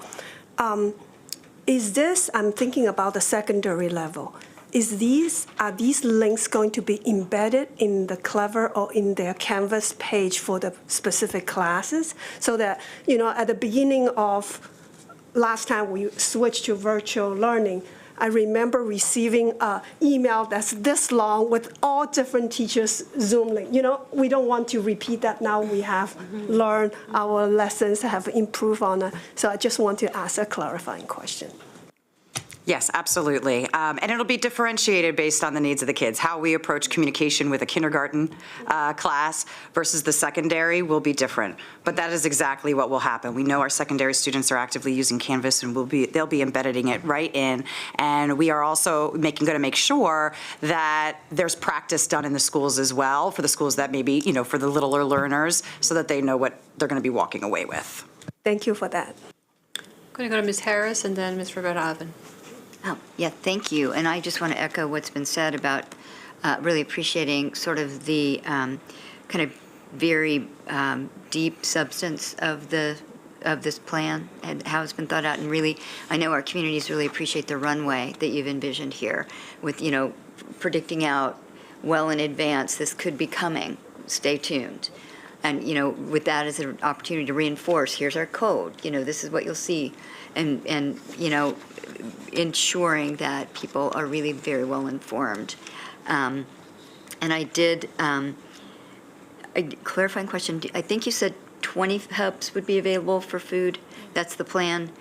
Correct. 20 sites, 20 elementary school sites would be available for food in different geographical parts of our county. And that'd be part of the messaging? Absolutely. It would be part of the messaging, and we would include which sites would be accessible, because we want to make sure they're accessible and safe and they have the necessary products. Yeah, okay, yeah, good, thank you.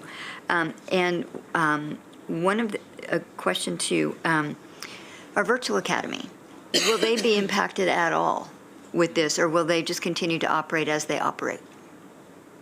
Because they're virtual anyway. Do they? Yeah. They have our same calendar, right? I mean, would they, for instance, you mentioned that the plan would be to operate on a 2-hour delay. But I would assume, would that virtual academy too, or is it just a regular day? I would say it's the same calendar, it's the same operating status. When we are closed, they typically are not offering instruction on those particular days, so we'd align. There's something we need to consider with our messaging. We can connect back with them to make sure that we are all aligned and we're making it clear for their families as well. Okay. I just wanted to, yes, the virtual academy would need to follow the same schedule, because every time we're dealing with a weather event, we have to think about the staff impacted and the conditions, as well as what's happening with the student. And staff, who, we have staff all over who are doing many different things, and so we just have to take that in consideration. And with that, if we have a snow day in which, we're not operating as a system, even how we pay our employees, all those things are connected on the system of that, and they are a part of that. So that's why it would be necessary to be consistent. Sure. Okay? Thank you, yeah. Absolutely. And we were talking a little bit earlier in the week, I think, that we are by no means the only LEA in Maryland that is taking advantage of this and producing a plan like this. I bet this one is really an example for others as to how well thought out it is. But do we know if any LEAs are not taking advantage of this opportunity to, just wondering? I don't know if any LEAs are not. I know that many have put their plans together. They have focused on this. Our surrounding districts, Howard and Baltimore County, Anne Arundel and Prince George's, yes, they have. They've submitted their plans for this, an application, I would say. Yeah, I will add that last year, after COVID-19, all of the LEAs came together and actually went to the state about this is a great opportunity to address inclement weather collectively. So I would be very surprised if there is one out there that is not exercising this option. Yeah, because it's so much better to to have it and not need it than need it and not have it. More tools, better to address. And this is just an esoteric question, and I've never seen it come up, but if we had a school year in which we never had to close,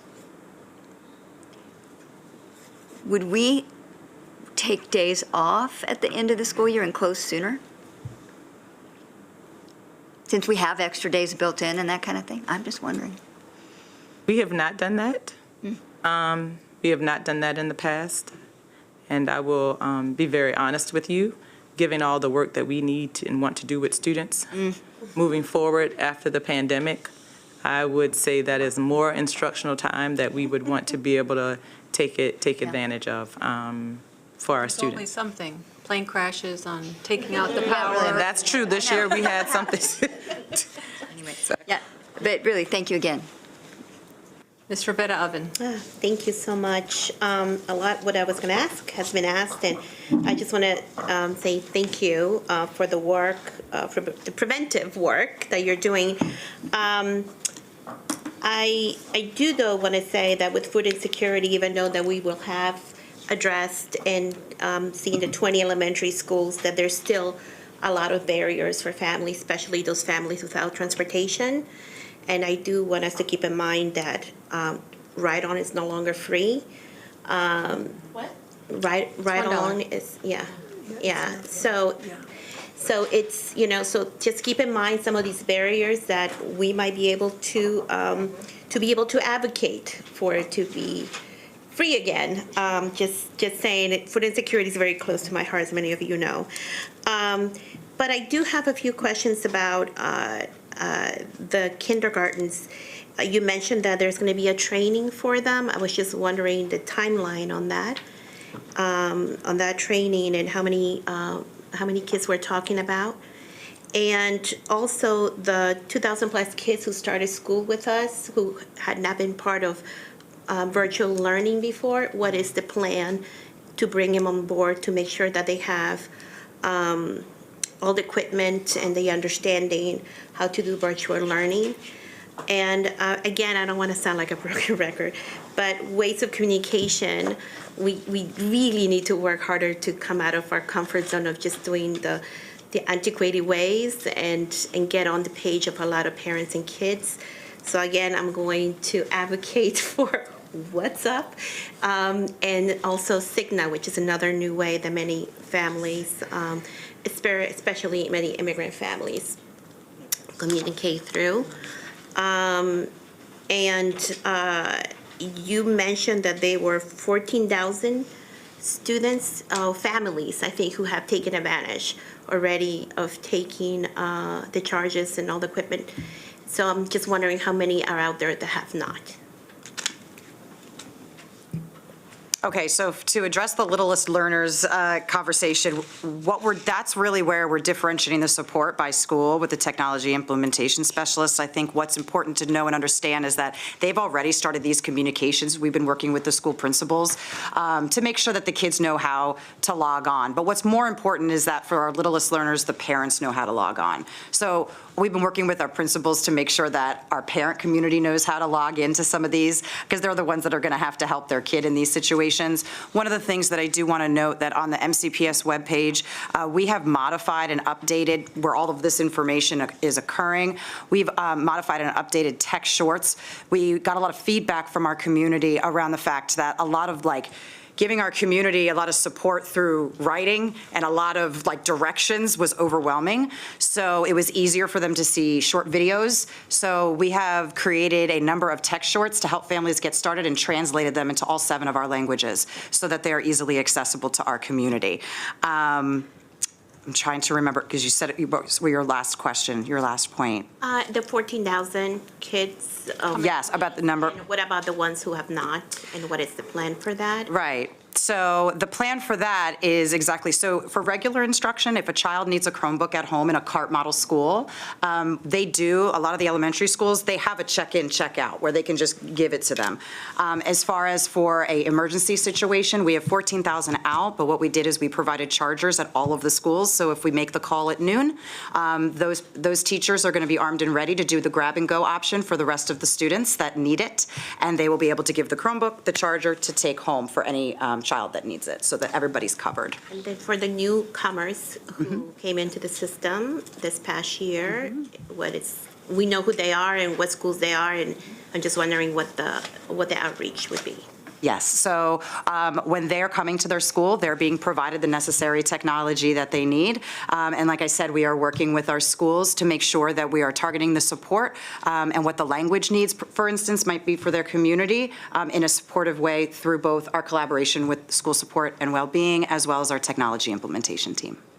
I love the idea that you guys are doing videos, because I think that's so important. That's something that we actually did with the test kits, to show people exactly how to do it correctly, better than, reading, because we know that there's some limitations also on reading in some of our communities.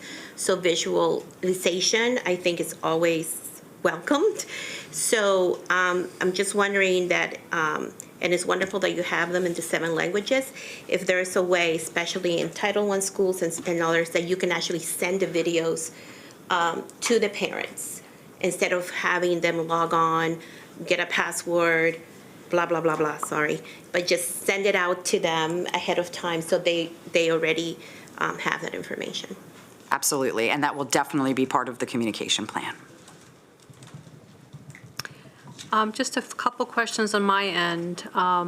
First of all, I'm very happy to hear that we're having synchronous learning. Again, to keep up with the instruction that we know we need to deliver, we got to keep it as normal as possible. But my question is, why a 2-hour delay? Why not start at the regular start time?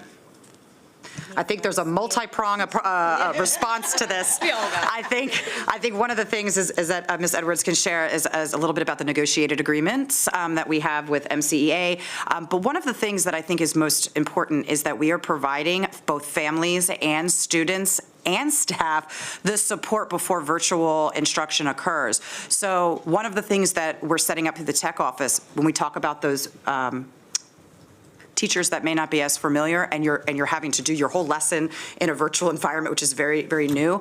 We're setting up Zoom sessions for teachers all across the county from a central office perspective to be able to provide that one-on-one support to teachers, for instance, during those 2-hour blocks. There's many schools that are setting up Zooms individually for their parents and their communities during that time too, to say, do you have Q&A? Jump on this Zoom, because it's easier than trying to pick up phones. So I think that support is one of the primary reasons, but I don't know if there's additional.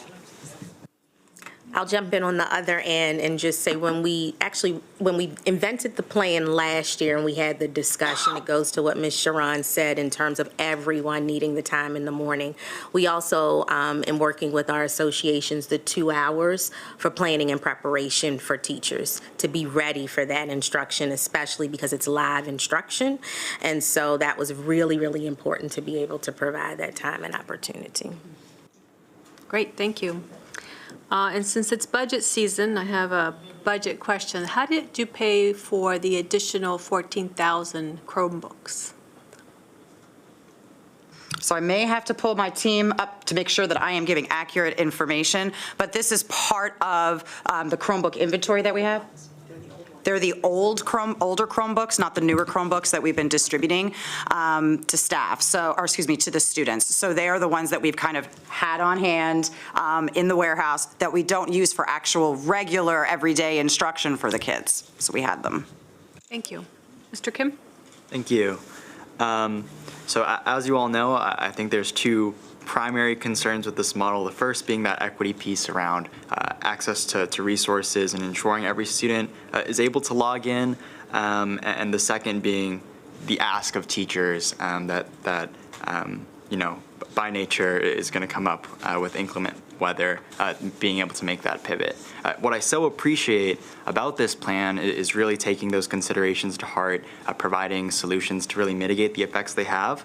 But I think to some extent that those are intrinsic challenges. And I do have a specific ask about that equity piece in a second, but students will, as much as the efforts lie, even thinking back to 2 years ago, there's going to be a challenge in ensuring every student has the access to resources, is informed, and ready to log on, at the snap of a finger with the school day. And the same goes for the ask of teachers, especially elementary school teachers, where not being in person poses, really different learning environment. Of being able to pivot, even, I think that commitment to making that communication as soon as possible is really valuable, is really important, and will be really appreciated. But even if it's, by nature, hopefully next year's plan will include a way to control the weather. But until then, by nature, even if it's noon the day before, teachers it's a big ask of teachers to prepare to pivot. And as much as we want to see this as a way to eliminate disruption, I think it really ends up being a question of what's the best way to mitigate disruption. Because even one virtual day in a week of in-person traditional learning, having to make that snap pivot is going to in some ways disrupt the learning experience. So I wanted to raise those and continue to have those as challenges that I think are prevailing challenges. Should this be an option considered, after today moving forward, I hope that those considerations will continue to remain at the forefront of the decision-making process. And then the one more specific question I did have to ask was around that access to technology and materials. Have we been able to at all, and I'm sure it's impossible to really grasp with 100% certainty, but kind of estimate and quantify, what percentage of our students can we expect to be ready to log on, to have that access to resources? Where are we as a county, prepared to make that pivot within, a day? So I think that if we haven't already been able to do that, that's an important question to grapple with and prepare for. But I just wanted to raise those concerns and questions. Thank you.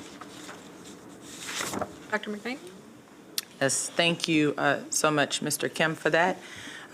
We've worked with the county closely on making sure that generally overall we deal with the broadband access issue. We learned a lot through that whole process, and you're right, just taking that into consideration, all that is required in that process of getting ready for it. It's just not like just rolling out and it's just being ready to go. But you bring up a good point about the staff. I thought about two things I wanted to raise to the board. Those of you who were on the board for more than a year, if you remember, we had staff come forward, and I remember it was many of our SEIU staff coming forward and saying that, it became confusing to a certain extent about who came to work and who shouldn't on these inclement weather days. This color-coded system actually was one that was envisioned to help address that problem so that we could bring complete clarity to the staff, given, who's coming in for an emergency and all those cases. So that was one way to resolve that. The second piece that I raised earlier about the meal situation and us doing our advocacy with the state is if we were required, in order to be paid for food that we provided to our families on virtual learning days defined by the state, if we were required to have a dining space, that would be an enormous amount of staff that would have to come in to even provision for that. And the fact of the matter is, we are appreciative and so appreciate our staff who do come out in these emergency situations. But we also wouldn't want to be expected to provide a model that we couldn't even staff, because people would have to, again, get to the locations. And the more people you expect to do that, the more chances you decrease in having that actually happen, depending on what the conditions are. So also really thinking in consideration of what we can provide, what we need to provide for our community and can do it in the best possible way with partners is our option to do that, where it doesn't become an a weight on the staff that we actually know we wouldn't be able to meet in terms of an expectation. So those were things that I wanted to bring to your attention around considerations of the staff in this model that would also allow us to still be able to provide our community with what they need to do.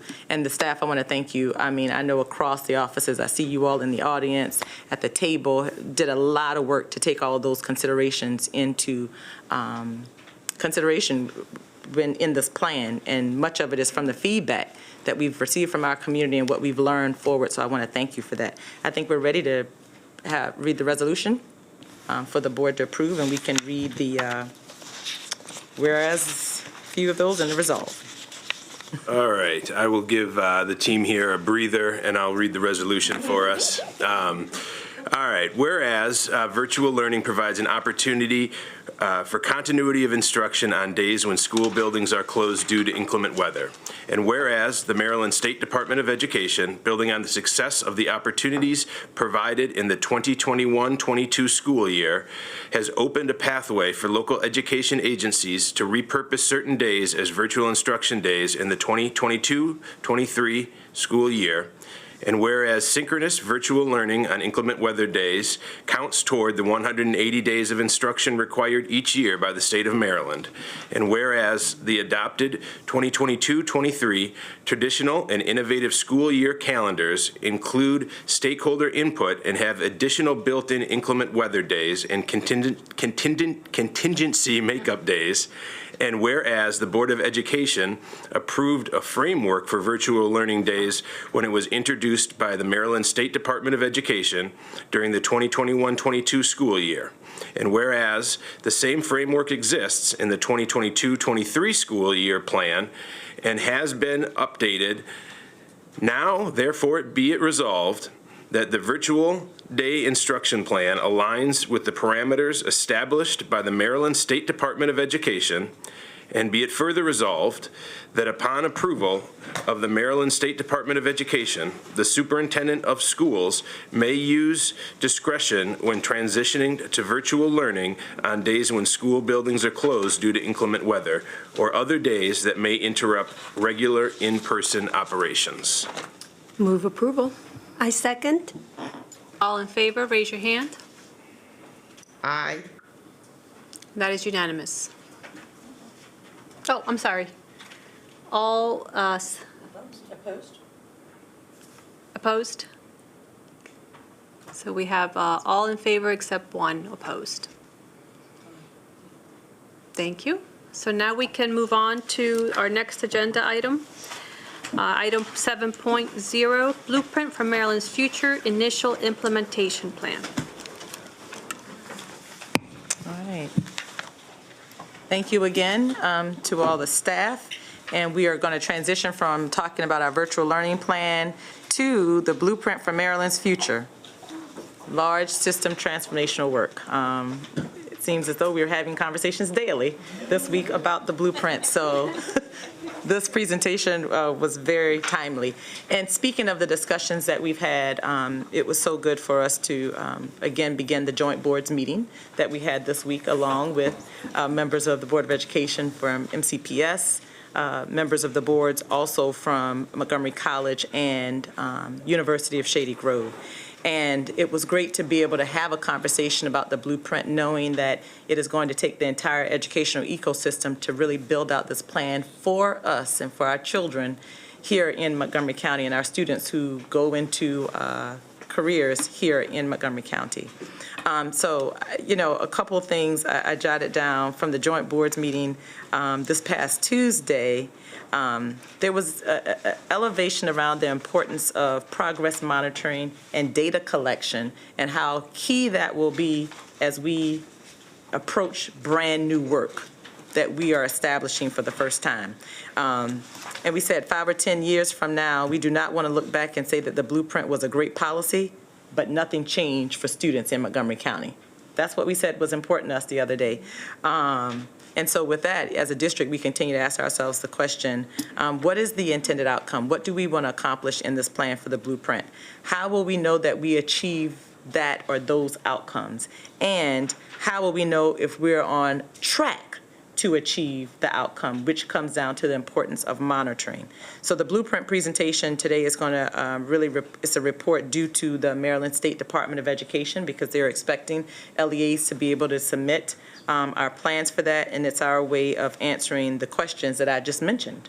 You know, what are our outcomes? How are we going to monitor it? And how will we know that we would have achieved those outcomes? So we plan this presentation so that you can be informed about the expectations of just that.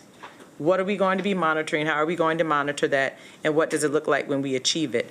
And how are we, going to systemically and as a community champion and challenge what Honorable Ike Leggett said, former county executive, now leader of the AIB? How are we going to get in the water with this for Montgomery County, and what is that going to look like? So again, I am grateful because we have staff who have been deeply invested in this work and doing this work. Ms. Backey, we're glad to welcome you back to the table. You were here just a few months ago as we were talking about this, and now we are going to continue the conversation and excited to do so. And Dr. Kristen Wong-Callisto, we are excited to bring her in, she's been working with Ms. Backey on this, and so I will now turn the presentation over to them with no further ado. Thank you so much for the work that you have done around this Blueprint for Maryland. Thank you. Good afternoon. Today I am absolutely delighted to be working in tandem with Dr. Kristen Wong-Callisto in presenting and discussing the Blueprint reporting requirements and the Blueprint initiatives. I'd also like to thank all of our leaders, folks in our offices, our schools, and our community partners who are working with us to help meet these requirements and to realize the charge of the Blueprint. I'd like to also thank our stakeholders. Some we have been working with, some we will be reaching out to in the future, who will help us to gather important feedback that we'll need over the next few years in moving forward in the Blueprint. So now I'll just turn it over to Dr. Wong-Callisto. Okay, good afternoon, everyone. I am so excited to be in front of you. I may or may not have planned to wear a Blueprint dress today because I was in the spirit. Next slide, please. So I want to walk you through what you can expect in our presentation. We're going to provide people with some brief context and overview. We know that our listening public may have varying background information, so we want to bring everybody up to the same page. We're going to walk through what are the intended outcomes from this Blueprint initial implementation plan, and then talk through what we know to be the defining metrics of the plan, what you can expect inside of it, as well as on a meta level, what you can expect in terms of success for the plan itself. Then we will talk about next steps, and then open it up for any questions or discussions that you'd like to have. And I think it's important to note that in this presentation, we've really striven to take what is the template itself is actually 100 pages, just a template. And then there's also an accompanying guide booklet. So we've attempted to distill all of that into a brief, informative presentation for you.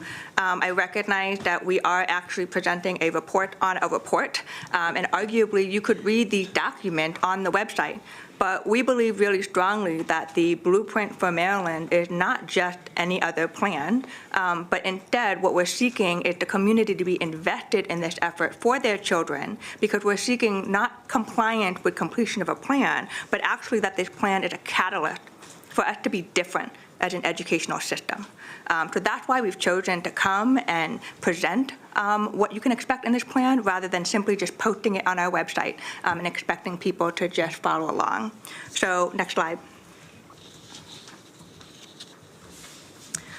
One thing for us all to be aware of is the Blueprint for Maryland Future did not come out of the ethers and is something totally different that we have to do. In fact, it quite nicely aligns with the Board of Education priorities as well as our existing five-year strategic plan that we have for MCPS. And so just to highlight some of the intersectionality pieces, we want to point out that the Blueprint pillars, which you will see in a forthcoming slide, talk about professional and operational excellence, strategic recruitment to increase high-quality, diverse workforce. Of course, academic excellence, which include a focus on improving mathematics and literacy achievement and increasing the percentage of students graduating and college and career-ready rates. It's also important that we talk about supporting students socially and with their emotional well-being, and for us, as a district, we have prioritized our commitment to increasing equity and capacity. And you see the Blueprint as a piece of policy that is really well supporting our already existing aims as a district. The other thing that I think is important for us to realize is the blueprint charges us to not just take on this transformative effort solely as MCPS, an educational system. It truly takes a village. And so with that in mind, we are regularly conversing with our county government partners to make sure that there are corresponding infrastructure support to make sure that these pillars get executed as outlined in the legislation. I think fundamentally when we think about I had a conversation with the Honorable Ike Leggett before the joint board started, and one of the things that we talked about is transformation is not about tinkering around the edges, right? We're not asking our staff to just adjust what they've already done. We're asking them to radically change in certain places. And so it's important to make sure that we have accountability and a plan for these big, ambitious goals that we have, both in our strategic plan and both in the blueprint. Next slide. So I want to talk about the reporting outcomes, which is another way of saying the intended outcomes for this plan from MSDE. What you can expect is that there are, in the next slide we will see, that there are 2 reporting timelines. And the actually go back. I shouldn't have used that word. So what you should see is that the intended outcome for these plans is to make sure that MSDE, the public at large, are aware of how we are actually implementing this particular piece of legislation. You have to remember that this plan is not a 1-year plan. It's not a 5-year plan. It's actually explicitly stated in the policy as a 10-year plan. So anything that takes place over that period of time requires us to have some sort of documentation to institutionalize the work that has been done and the work that is going to be done. So that is one of what we perceive as the intended outcomes for the plan. Secondly, it's about establishing trend data as well as checking on progress monitoring, right? And so this initial plan is designed to say, hey, where are we now, so that we can later on say, are we on track? And are we on our way to actually hitting success markers? So those are the 2 reporting objective outcomes: implementation reporting to the state and to the public, but also making sure that we are collecting appropriate data so that we can assess in real time and make adjustments. All right, next slide. Okay, at first glance, the slide looks identical. And so, in fact, if you look really carefully, you'll see that there's a first submission, which will be on March 15th, 2023. The reason why we're here is because there are lots of people who, right now, at this very moment, are probably working on components of the draft. And so, yes, that timeline is March 15th, but we already are expecting initial drafts in the next coming days. We have an iterative cycle to get feedback before it eventually gets submitted. Then what will happen is we know that next year there will be another reporting requirement, and this will be more forward-looking to projecting plans, what to expect in the next couple of years of implementation. So this slide just kind of helps contextualize what this initial implementation plan will be, and then what you can expect next year in 2024 when there is the next version of the plan. Next slide. So this is a helpful graphic to remind people, if you have not been familiar or are conversant with the blueprint, that there are in fact 5 pillars that the policy outline that expect that sort of have criteria, data metrics, et cetera, associated with them. So I'm just going to read them because I think it's really important that people are aware of all of the pillars. So the first pillar is obviously early childhood and expansion, right? It begins with early intervention and when we first get our young children into the educational system. The second pillar is high quality teachers and diverse leaders. We talk quite a bit about making sure that we have the right teachers and educators in front of our students so that they can get the kind of education that they need to be, pillar 3, college and career ready, including CTE. Now, all of this can't be done without money and resources. And so Pillar 4 talks about the need to not only have plans on the instructional side, but what are the operational infrastructure component that we need to do to make sure that the resources are going to the students who need them the most. And that's one of the reasons why the blueprint coordination actually resides in the Office of the Chief of Staff, because I hope you're starting to recognize that the work of the blueprint requires the entire district. It doesn't just reside in instruction. It doesn't just reside in operation. It doesn't even just reside with us. It resides with our county partners as well. And so finally, the last pillar is governance and accountability. Now, the next couple of slides are really text dense, and we've intentionally left them in, and Janine will be going over them because they actually outline some of the example metrics that are expected in the presentation. We've chosen to keep these slides in because we recognize that some of our public may choose to get this information by reading our material. Some may be watching, so they can pause and read this if they'd like to in more detail. So we just wanted to make sure that the information was accessible in multiple different ways. So Janine will take us through each of the pillars and some of the example metrics that can be expected per the template. Oh, next slide. Very briefly, early childhood education and expansion, all of these bullets represent all of the discrete data points that will be collected as a part of the report. Essentially, it's about operationalizing pre-K expansion, looking at family supports, working with our community partners as we develop a mixed delivery community-based system in Montgomery County for pre-K. Also, the implementation plan template and the guidance documents are also in electronic form on the website for the viewing public, so in case folks have questions about that. Next slide.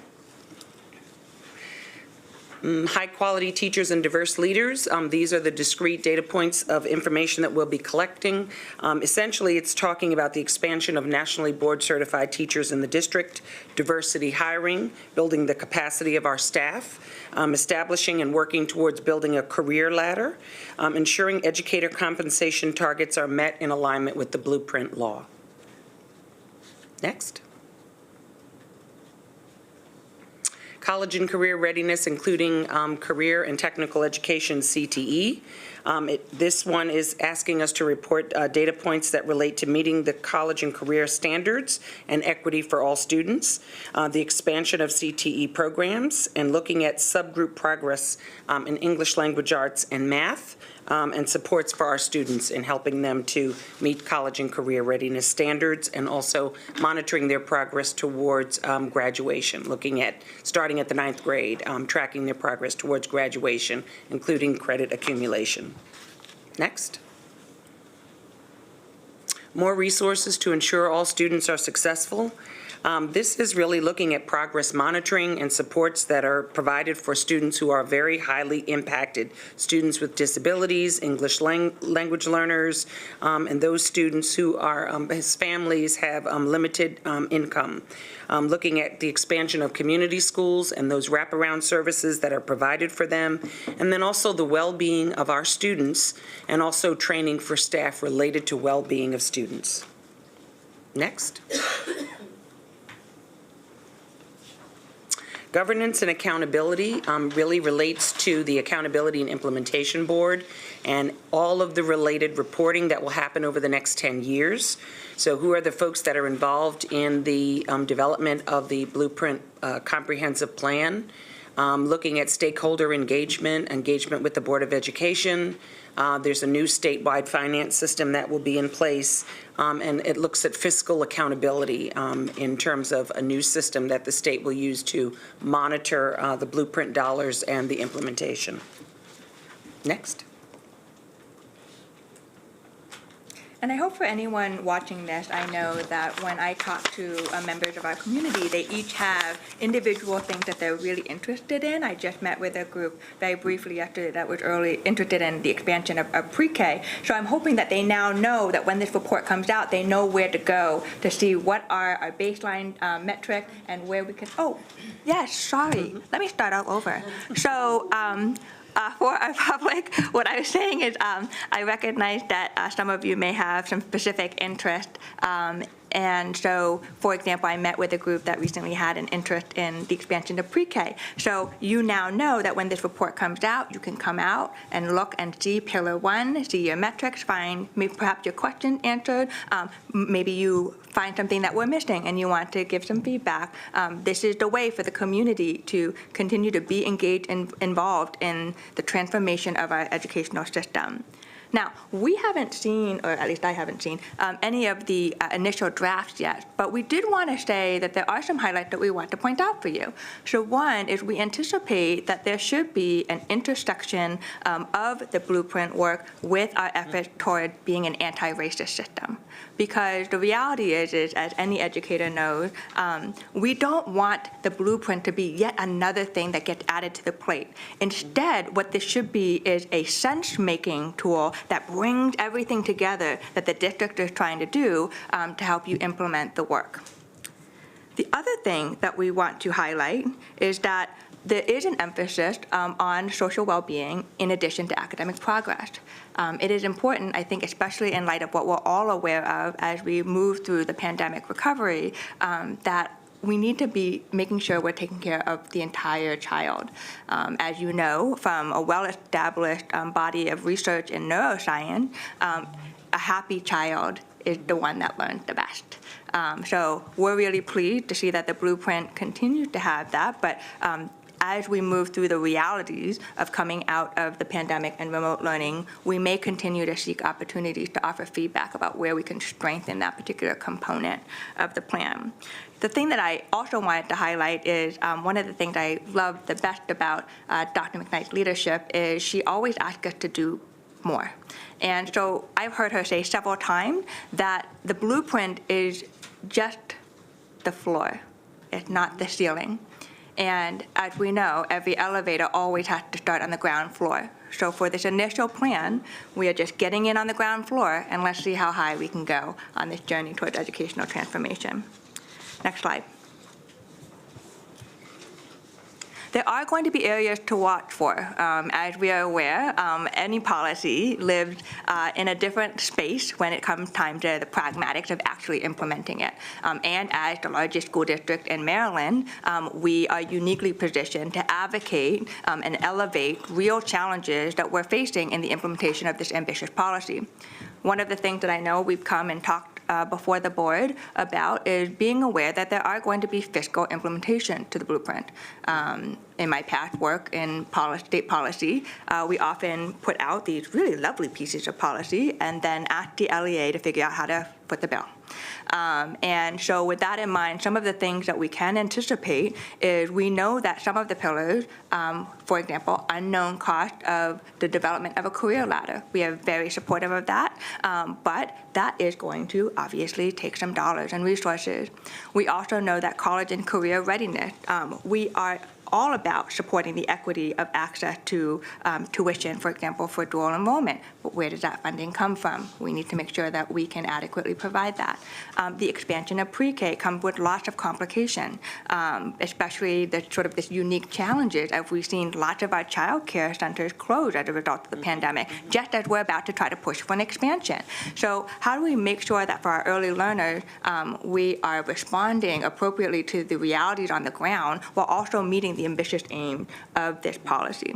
So there are areas to watch for. There are areas that we're going to have to troubleshoot. We are going to see areas that clearly our data say that we need to improve. It's important and incumbent upon us to not just stand there and admire the problem, but to go forward and develop a plan. Our kids deserve that sort of urgency from all of us. Next slide. As we keep mentioning, this plan is about not just a few of us in an office working. This actually requires engagement from multiple different stakeholders. It actually says that very clearly, that not only are we required to have this, we are required to submit evidence of how we've engaged our stakeholders.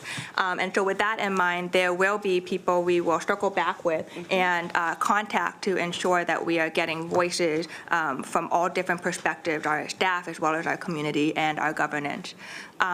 This also because this is a landmark policy, a template that has never been done before. There's going to be probably some back and forth with MSDE as they themselves also make sure that the plan that they and the AIB created is actually reflecting the kind of information that they need as a state education agency. So we're anticipating that this is actually a living document and that we will be an open discourse with MSDE as we get to the point of a formal state level approval of this plan.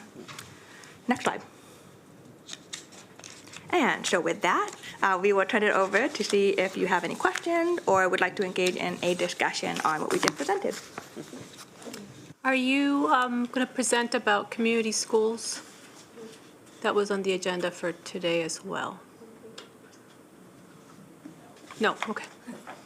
No, but we do have 26 community schools that are working very closely with the community through a needs assessment to provide lots of wraparound services to our families. So we will be continuing to expand our community schools next year, and we're waiting to hear from the state about how many schools that they would recommend that we expand for under the blueprint.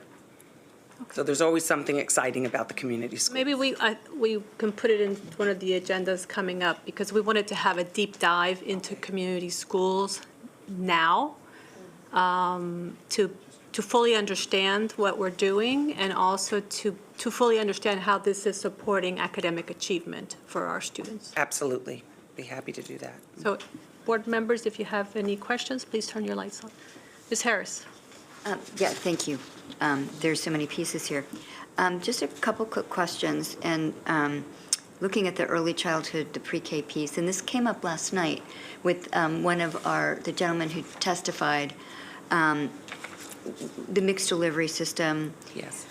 We know that it's going to require a huge expansion in personnel, trained early childhood educators to meet these target goals of really providing every child a high-quality pre-K experience. And so, as the gentleman last night was talking about the fact that one issue with some of our community-based providers is the licensure certification required at the state to provide the pre-K program that's envisioned here. And I'm just wondering, I'm sure we are one of the LEAs that is going to be most challenged here. Mm-hmm. Some of the much smaller counties' LEAs probably won't have the issue to the same extent. But are there conversations going on to look very pragmatically at what is this sort of, we do want high-quality educators, mm-hmm. but we don't want bureaucratic requirements standing in the way about looking at how we are either more realistically or better supporting the certification that is going to be required of these early child educators. So that's a really great question. There's been a lot of discussion at the Montgomery County level with Health and Human Services and many of the early childhood community entities and advocacy groups that are helping to support the child care. And actually, the data would probably show that it's the opposite, that larger districts like Montgomery County have more community-based partnerships than some of the smaller districts that may be more rural. So right now, we have 9 community-based programs that partner with us under the blueprint, some others through that work on the pre-K expansion grants. But the goal is really to increase that number so that we have more of a balance between opportunities to have private pre-K as well as opportunities for pre-K in the school system. So during the process of the development of the comprehensive plan, there's been lots of discussion during the AIB work sessions, and then also the public comment that was given to the AIB, that the child care providers are faced with some significant challenges in terms of their budgets, the costs for the programs, and also ensuring that the lead teacher is pre-K 3 certified, and then in 2 years that the assistant teacher has a CDA, Child Development Associates, or an associate's degree. So there are resources at the county level in Montgomery County as well as at the state level that will help to provide opportunities for those providers to take additional coursework, to have their transcripts reviewed to determine what additional courses they may need to take. If they have a bachelor's degree and they want to get PK3 certified. And then also the state has a fund available for childcare and our paraprofessionals who are working with pre-K where they can apply for the CDA, the application costs. It's about $400. So we are starting to form a work group around looking at how we can help develop these cohorts of paraeducators educators and community-based assistants to reach their CDA, just as we have cohorts for National Board Certification for teachers. That requirement's coming up in about 2 years, so we've already started some of that groundwork, working very closely with the county government. Montgomery County also has a new coordinating entity that is looking at a number of these infrastructure issues and capacity building issues, and really looking at all the possible funding sources, including the county's Children's Opportunity Fund, to be able to kind of help to build the capacity and the infrastructure of these providers. But it is an issue across the state. Many were concerned that some baseline data was not gathered first before the requirements were written.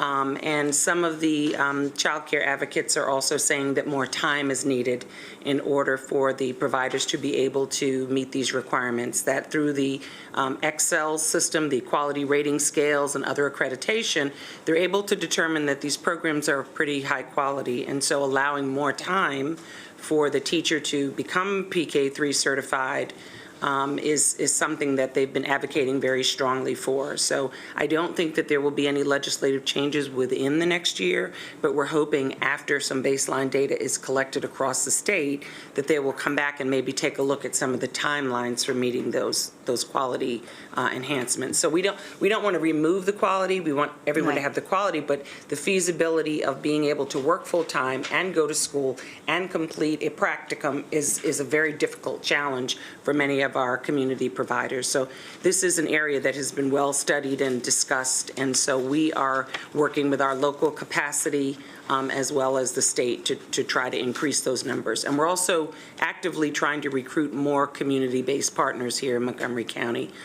There is a Child Care Alliance, an organization that is funded through a state grant that is looking to work with family child care providers to help build their capacity as well. So if we could, I think they're working with 4 or 5 providers in 4 or 5 counties, including Montgomery County. So we're also advocating with the state that they continue to be funded to be able to do some of that work, because we also want to make sure that providers of all types have an opportunity to participate. So family child care centers, private schools, religious schools, as long as they're meeting those state requirements. And it's extremely difficult for many of the family providers to be able to meet those requirements. And then there's some concern regarding the per pupil costs that are provided under the blueprint for the family child care and other programs. Montgomery County is in the midst of, Health and Human Services is in the midst of a cost of care study, an actual study that's going to look at the cost of care here in Montgomery County, given the cost that to operate the programs, the cost of space, the cost of housing, cost of living. So they're working on that, and we're hoping to bring that data back to the state. The Montgomery County Council last year in the spring also had an intern who did a focus group with many of our child care providers, and there were some implications from that report that speak to exactly what you're talking about. And we also did submit that report to MSDE and the AIB. So it's a very timely question, and it's one we're continuing to partner together with the county government to work on. It's a very important issue in this county. Yeah, I mean, to me, there's so much chicken and egg here, because a lot of the pillars here require a more robust pool of talented staff than currently exists. We talk about it all the time. Yes, we need more, but they're not there. But part of the work, we will be creating those people to fill those roles. And so I just, reflecting back to our meeting earlier this week, our joint boards meeting, I'll say it again, we have early childhood programs in many high schools. MC has an early childhood associate's degree. You're talking about a 2-year lead time. We could be creating right now a bunch of certified providers, just in the resource that we have in our schools. Our students are students in our classrooms right now. Right. There is a pathway for the students to move into those programs and to become early childhood certified, and we're trying to recruit more of them to become teachers. Make the students know about it, because that's a barrier too, and they don't know about it. And then the one other piece here, so I do think one of the things that I've learned at the MABE conference was more in depth was the requirement that really we support financially the students in this college career readiness piece. So tuition for dual enrollment, fees for AP, IB, but also any materials. Books, materials, transportation. Required for students in our CTE programs. So our Academy of Health Professions students, their scrubs, their, whatever, the things that they need to go into the clinical space. Our construction trades foundation, their hard hats, their boots, those things. And just, that, and you're saying, where's that money going to come from? And I would just say, I see a lot of partners in the community that will benefit from the creation of these professionals who have in the past been, and I think when we go forward evangelizing, proselytizing on this issue, make these in-kind donations. Our health system folks donating the scrubs, donating the stethoscopes, donating those things. Our construction trades folks donating the hard hats, the boots, the tool belts, the things, the automotive trades, these folks being our in-kind partners to provide some of these things that we are now, there can't be any cost associated to a student for participating in these programs, and get our in-kind our partners to provide that in-kind support. So, that's a huge benefit to us. It is. And anyway, just thinking, but I know those partners are out there because I've seen them and talked to them. So. We do. We have so many wonderful partners in Montgomery County. I had an opportunity a few weeks ago to talk with the Montgomery County Collaboration Board, and it was some of the universities, but also the community and business partners who are very eager to support our students in the blueprint, not just in terms of the internships, but they also have very creative ideas about new pathways, new projects, new internships. So I think we're really poised and ready to look at some expansion and move forward. And I know that there was at least one opportunity where one of the car dealerships was able to donate some of the first cars that are made on their line. They usually don't sell those first cars. They kind of get all the glitches out, but they donated some of those first cars for us to be able to work on. So I think our staff is really expanding the great partnerships that they have with the Workforce Board and others, and our students are really greatly benefiting. Yeah, I think our visionary community understands we're creating their workforce, and they want to be part of that. Right, and the fact that we're meeting the industry standards, I think, is one of the things that's absolutely critical. So as a child graduates, if they want to become an electrician, I know there's a new project that's apprenticeship that's working on that, or they're going to be building homes, they'll leave with the industry certification so they can immediately go out and enter the workforce and be able to make a living wage to support themselves. Yeah. And I think one thing I just wanted to add to that answer is, through the creation of the new senior advisor, community advisor position, as well as the fact that we have a team of partnerships, we also have some existing MCPS employees that we need to make sure that we're strategically connecting some of these needs with the need of the blueprint. So I hope my colleagues are listening. I had questions about metrics. Do you expect that there will be targets, or how will they evaluate if you are on track, right? So, teachers, historical hiring data, and trends. Well, I think that this is the reason why they are collecting this data for the last few years. They're really trying to establish a baseline, and then they can take a look at that data over a period of time in individual districts as well as statewide. So I don't think they've exactly set all the targets. The blueprint talks about some expansion. It talks about things like elimination of the achievement gap, and it doesn't always have the specifics, but I think they're going to evaluate that. The AIB will, after they collect all the data and sort of see where we are, and then they will set reasonable targets for where we need to be. But they also the reporting relies on individual LEAs to also make some projections for themselves in terms of the target. So I think for some of the ones like the Grow Your Own or the others, we do have some internal targets already. So in a number of areas, we're already sort of exceeding, or we're sort of ahead of what we're being asked to do in terms of the blueprint. So it's a way to also demonstrate, to celebrate our accomplishments, but also demonstrate our leadership in the state in terms of implementing the blueprint. But I think once that data is gathered, then they will set some statewide targets. And my final question is, how will the public, our community, have access to the March 15th report once you submit it, or? The March 15th report for all LEAs will be made public. It will be posted online for the Accountability and Implementation Board. And what will happen is, for each LEA, we will submit an initial plan to the Maryland State Department of Education. They'll review the plan and they will give us feedback. They'll send it back to us.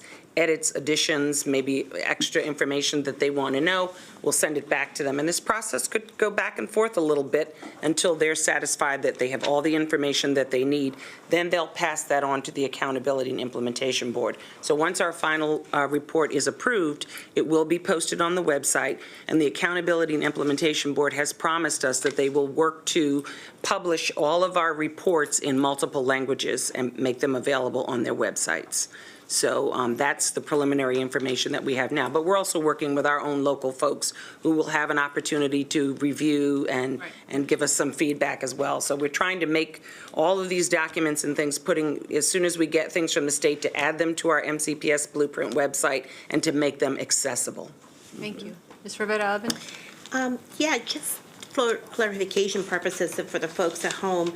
So, and correct me if I misunderstood, each LEA has a stakeholders group? Yeah, there are multiple stakeholder groups. There are work groups for each pillar, and then there's separate stakeholders that the school system engages with. And then there will be opportunities to communicate through the public at large through surveys and other types of information. Because my hope would be that those stakeholders groups looks like the Absolutely. student population. Absolutely. Very diverse groups. We are serving. Especially with the early childhood.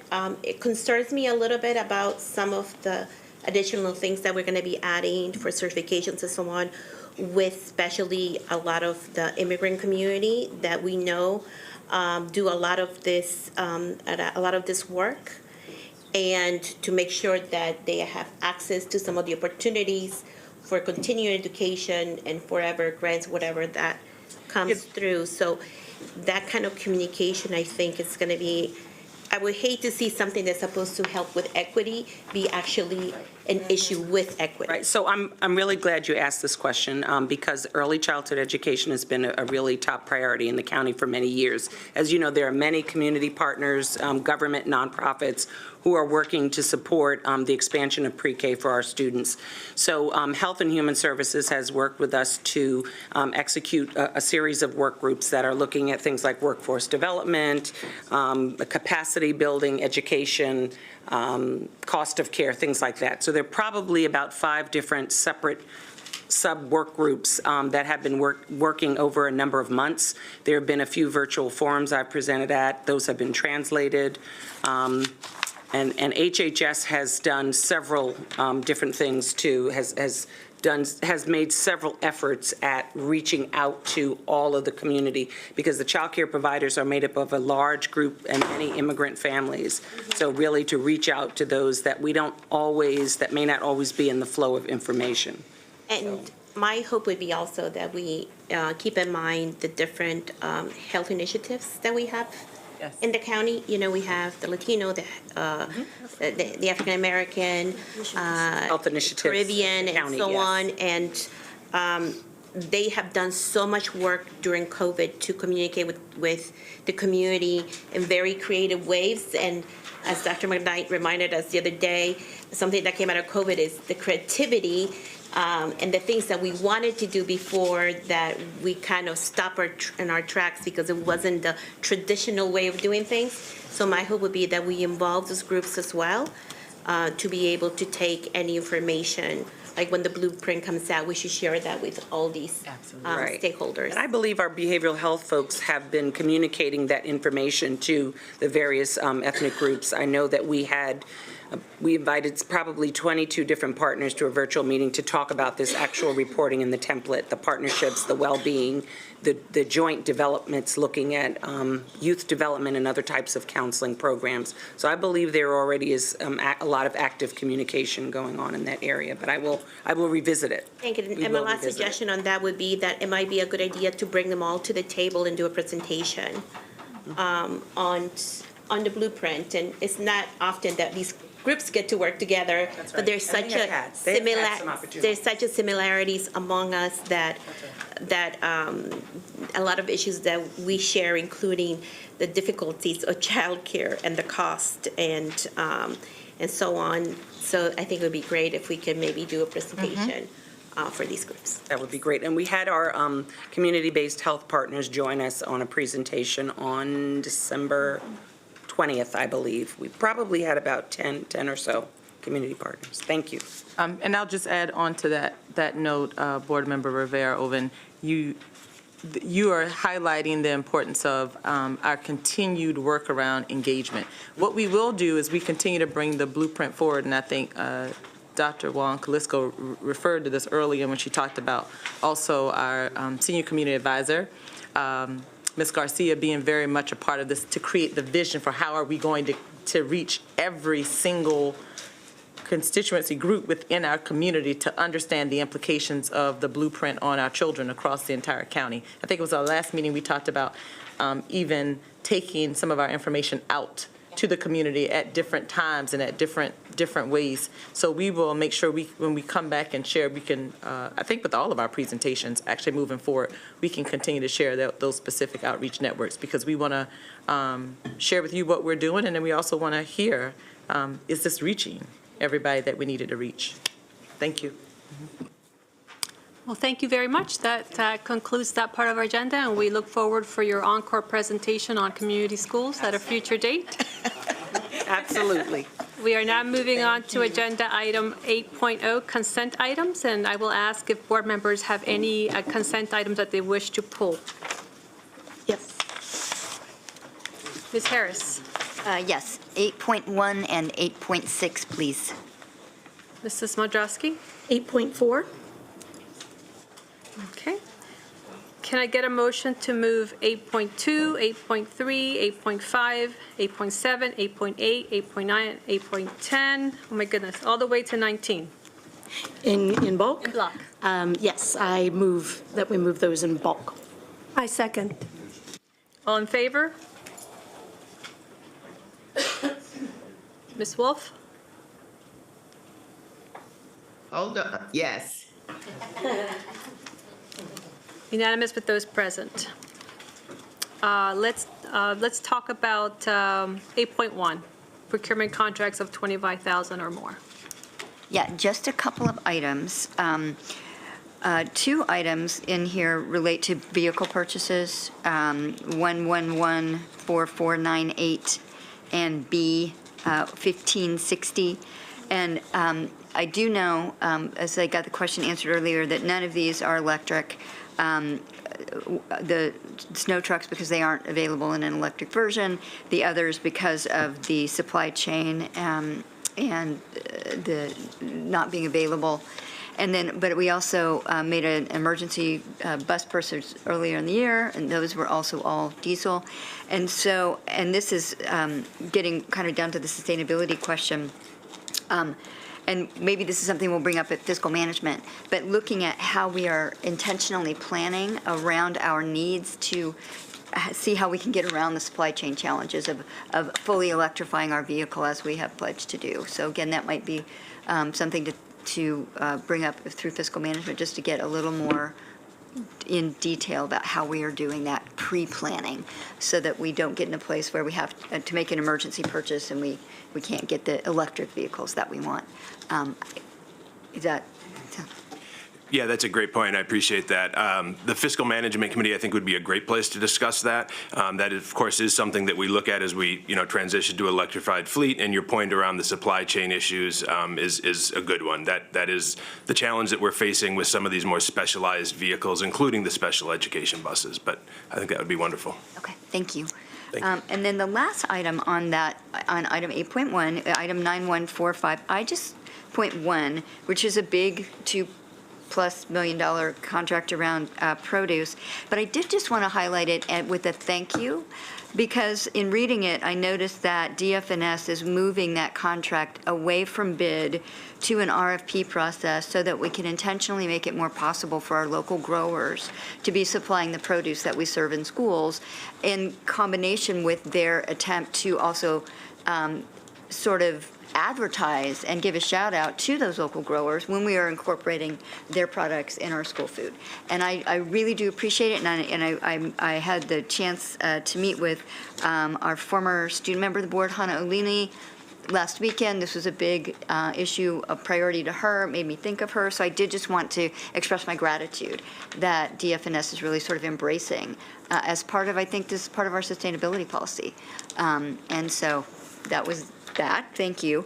And then the other item, 8.6, which was the big contract for disposable cafeteria trays. And I did want to just highlight for our student sustainability advocates, especially our compostology team and others who are working to increase the uptake of food recycling in our lunchrooms, that these trays, I have confirmed, are compostable. So another point in our attempt to meet the promise we've made in our aggressive sustainability policy. So again, thank you. Thank you for pointing that out. Mrs. Nadrowski. Yeah, thank you. I would like someone to speak to the contract for 8.4 in terms of, so I didn't have this in my material, so I didn't come across it with that much lead time, but I have questions about, so we get a lot of contracts here and there that are titled student assessment and data analytics platforms. I'm curious as to specifically what this is. Does this, I noticed no students were involved. I don't know if this is strictly about central office data input, if this is something, I don't understand really exactly what this is, who was doing it before. I'm assuming somebody's been keeping track of our data. If it was the same company, I'm assuming we put the RFP out because the extensions were expired and we'd reached our limits, and so we had to do it. So I'm curious as to how much our previous contract was worth and what they'll be doing and stuff like that. Sure. So you are correct. Someone was already doing this. This is our internal assessment and data management platform. It allows for us to ensure that all school-based staff, all school-based leaders, and central office leaders have access to student-level data and multiple measures, multiple data points. So it allows them to kind of do the data monitoring that they need. So it looks at demographic information, and you can bring in the MAP data, you can bring in state assessment data, attendance data. So it allows you to do the ongoing data monitoring to inform instruction of students. And so the Power School company has had the contract. You were correct in terms of the contract expired, including the extensions.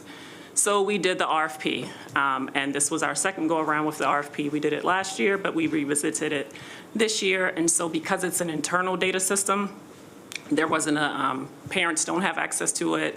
Students take their assessments in it, but there are no modifications that can be made because of the vendor in terms of they serve multiple districts in Maryland.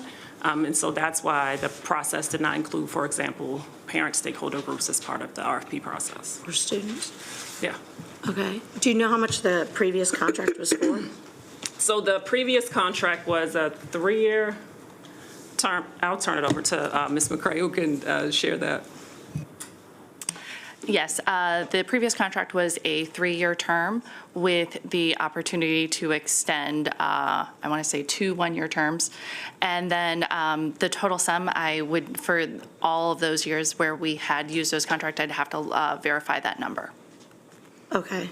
So this one would be for 2 years more than our original contract is, but also then with 2 one-year extensions. That is yes. correct. And I'm sorry, one of the things that we noticed and we kind of took, we modeled after our technology partners in terms of a technological system that includes data that requires a lot of overhaul and time. We decided to model and say, let's do a 5-year RFP instead with the 2-year option as opposed to 3-year, because it is a lot of data migration that would have to occur. And so to allow for that flexibility, we wanted to increase the RFP this time around. So in this fiscal year, can you tell me how many different contracts we have approved that, that address student assessment and data analytics? So I cannot, but I'm going to, that's something we'll have to get back to you on, only because this platform is only within the Office of Shared Accountability. So the larger scope in terms of student assessment, we would have to look at, but this does something unique from our student information system, for example. So, but I think that's something we would have to come back to you and answer that question at a later date. Okay. Is that what you meant, Ms. Ladreki, from their office or? I mean, as a school system, I'd like to know how many of these, because like I said, we don't get them all at one time. We get them periodically, and I haven't started my own Excel spreadsheet to keep track of these things, which I guess I should, but I'm just curious as to, you know, it's a big contract, and so, you know, I'm just curious as to, I was curious as to what we had been spending on it, what it's used for specifically, if it's something, you know, that we're finding people are pleased with, not pleased with, and, you know, the overall big picture of it is what I'm trying to get a sense of, so. Yes, and might I add, I mean, we can definitely produce that information for you. With all of these contracts that we have to support student information systems, I mean, they're on different timelines, and so, you know, when one expires, you know, it may not be on the same time with the other. So we're happy to pull that information for you, but I do want to go back to one thing the team presented. When you have a 3-year contract for something as important as student information systems that so many people rely on, I'm thinking our teachers, our administrators, central office, how we communicate it to our parents. It's difficult to implement something for 3 years and change that 3 years because all the training that accompanies getting prepared for that. You know, we actually are able to see how well it's being able to be implemented with fidelity, and we want to get stakeholder feedback. And I know for this contract specifically, you know, when it was time to renew, we knew we wanted to be able to get some more feedback from the field, from the people who are utilizing this. So I think that's something that we should continue to consider moving forward with these contracts. Some, especially one like this in which so many people rely on use of it, we want to give them a chance to be trained, utilized, and the feedback that they provide, give them enough time for that feedback to be one that is really reflective of how it's playing out in their work. Yeah, and I really appreciate that because that was one of my other kind of questions was in reading through the implementation plan and stuff like that, and I think they did talk about staff supports and things like that, or training, professional learning, I guess is what, and so that's why I wanted to confirm that it was still the same company as previously. And so does that imply that there will be continued professional learning incorporated into this contract? Yes, so as was shared earlier, we have new staff, new leaders. So there is, you know, the refresher training for those who may already have some skills, but also for those who will be new to the system. So we will have that professional learning plan that kind of addresses all of the needs of the different levels of experience with using the Performance Matters data management system. Okay, so this is technically like the Performance Matters? Yes, yes. Got it. Okay. Okay. All right, thank you. You're welcome. Can I get a motion to move 8.1, 8.4, and 8.6 in block? Did you have another one? No, I don't. I'm trying to process this, so I was thinking maybe I should keep it separate for voting purposes, only because I haven't, you know, I'm a person who needs to think about things a little bit. So can I move 8.1 and 8.6? I second. All in favor, raise your hand. Aye.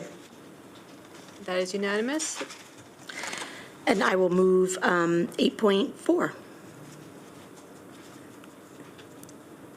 I second. All in favor, raise your hand. Aye. Okay, I'll vote for it, but. That is unanimous. All right, so moving on to agenda item number 9 is for informational purposes only. Agenda item number 10, can I get a motion to move 10.1 through 10.3 in block? So moved. I second. All in favor, raise your hand. Aye. That is unanimous. 10.4 is new business. Do board members have any new business to bring forward? Very well. So I do have a statement for the board in compliance with Section 3-211 of the Open Meetings Act to share with you. We'll move on to the announcement of December 7th, 2022 opinion of the Open Meetings Compliance Board.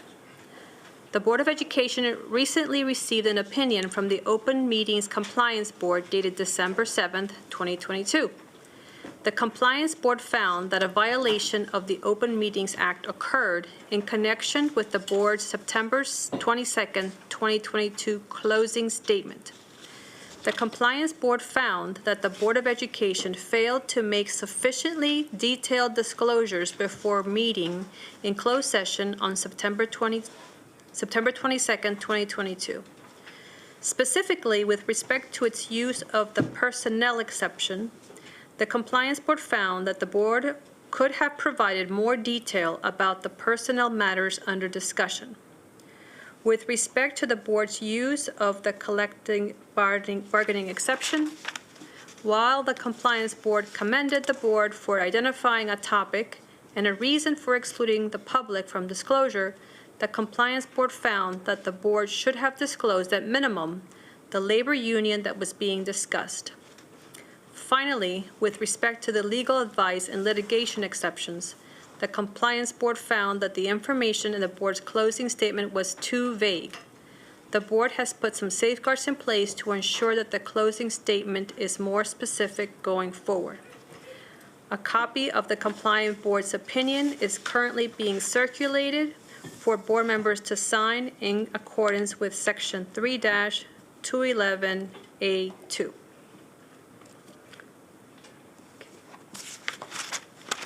Do we need to vote on that, or no? All right, so that concludes, we have informational summaries in agenda item 11, and agenda item 12 is adjournment. Can I get a motion to adjourn?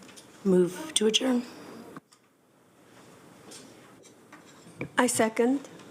All in favor, raise your hand. Aye. And that is unanimous. We are adjourned.